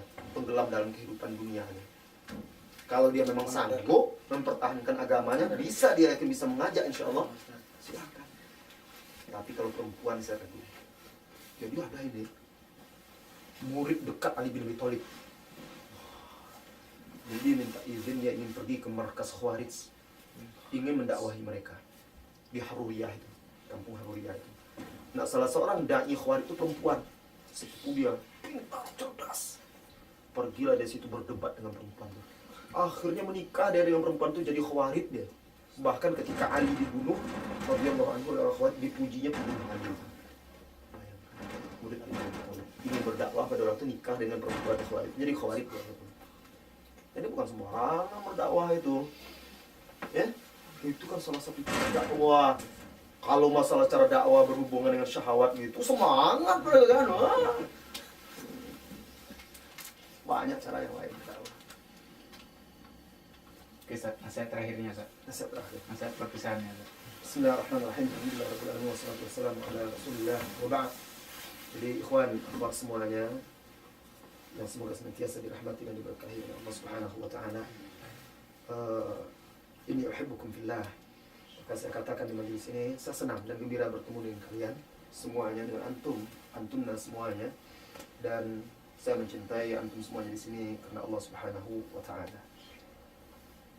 Tinggal di negeri kafir itu berat. Bahkan Rasulullah SAW sebenarnya berlepas diri dari orang-orang yang sengaja tinggal dan senang tinggal di bawah naungan orang-orang kafir. Maka nasihat saya, jangan pernah berniat untuk tinggal selama-lamanya di bawah naungan orang-orang kafir. Artinya apa? Pikirkanlah, saya tetap bagaimanapun harus pulang. Mungkin belum saatnya sekarang, misalnya, tapi saya tak akan berniat untuk menetap di sini. Kenapa? Untuk menyelamatkan agama kita. Di antara syarat boleh kita bekerja, berdagang, menuntut ilmu di negeri orang kafir, syaratnya kita bisa mengamalkan syariat Islam, kemudian kita bisa menjaga keislaman kita. Kalau salah seorang dari antum merasa berat di sini menjalankan agamanya, terhalang dan tidak bisa, subhanallah. Agama itu segala-galanya. Jadi tetaplah harus ada cita-cita itu. Cita-cita apa? Saya harus pulang. Walaupun belum sekarang. Saya harus pulang untuk apa? Untuk menjaga agama saya, anak-anak saya, agama anak-anak saya. Dan itu terus terang saya katakan, itu tidak akan menghalangi saya untuk mengatakan karena kalian mengundang saya, besok saya tidak diundang lagi, tidak ada masalah. Tapi tetap saya katakan Rasulullah berlepas diri. Maka harus ada cita-cita itu. Apa? Saya insya Allah akan bertekad berusaha untuk bisa tinggal di negeri kaum muslimin. Sekarang saya bekerja di sini lah. Saya masih terikat kontrak. Saya akan cari modal saya. Suatu saat saya akan pulang. Saya belajar di sini bagus, mudah-mudahan ilmu saya bisa bermanfaat untuk kaum muslimin. Tapi saya tidak pernah berniat untuk tinggal di sini. Bisa jadi belajar kita kan? Itu niat kita, mudah-mudahan niatkan itu untuk manfaat. Bekerja kita niatkan untuk memudahkan kita untuk modal kita mencari nafkah setelah di negeri nanti. Jangan pernah kalau antum memikir saya pulang nanti gaji saya di sana sedikit, di sini besar. ngapain saya di kampung saya?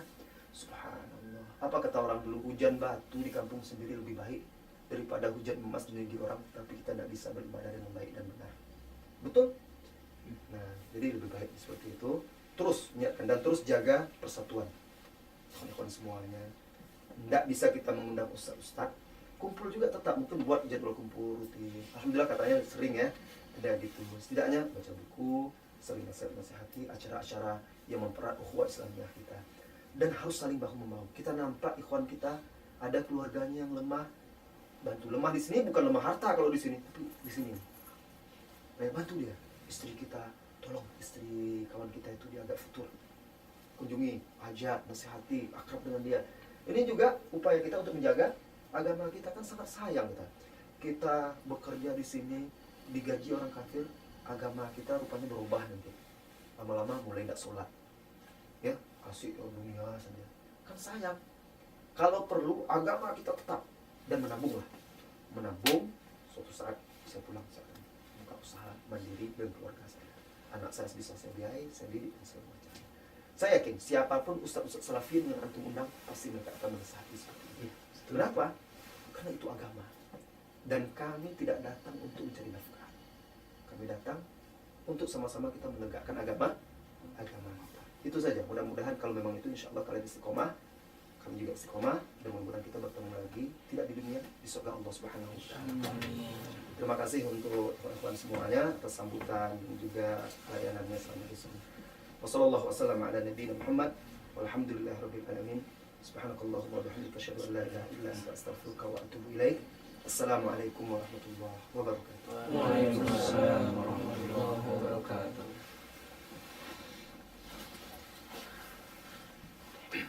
Baik, cara bebas. Siap-siap lagi kita kan? Siap.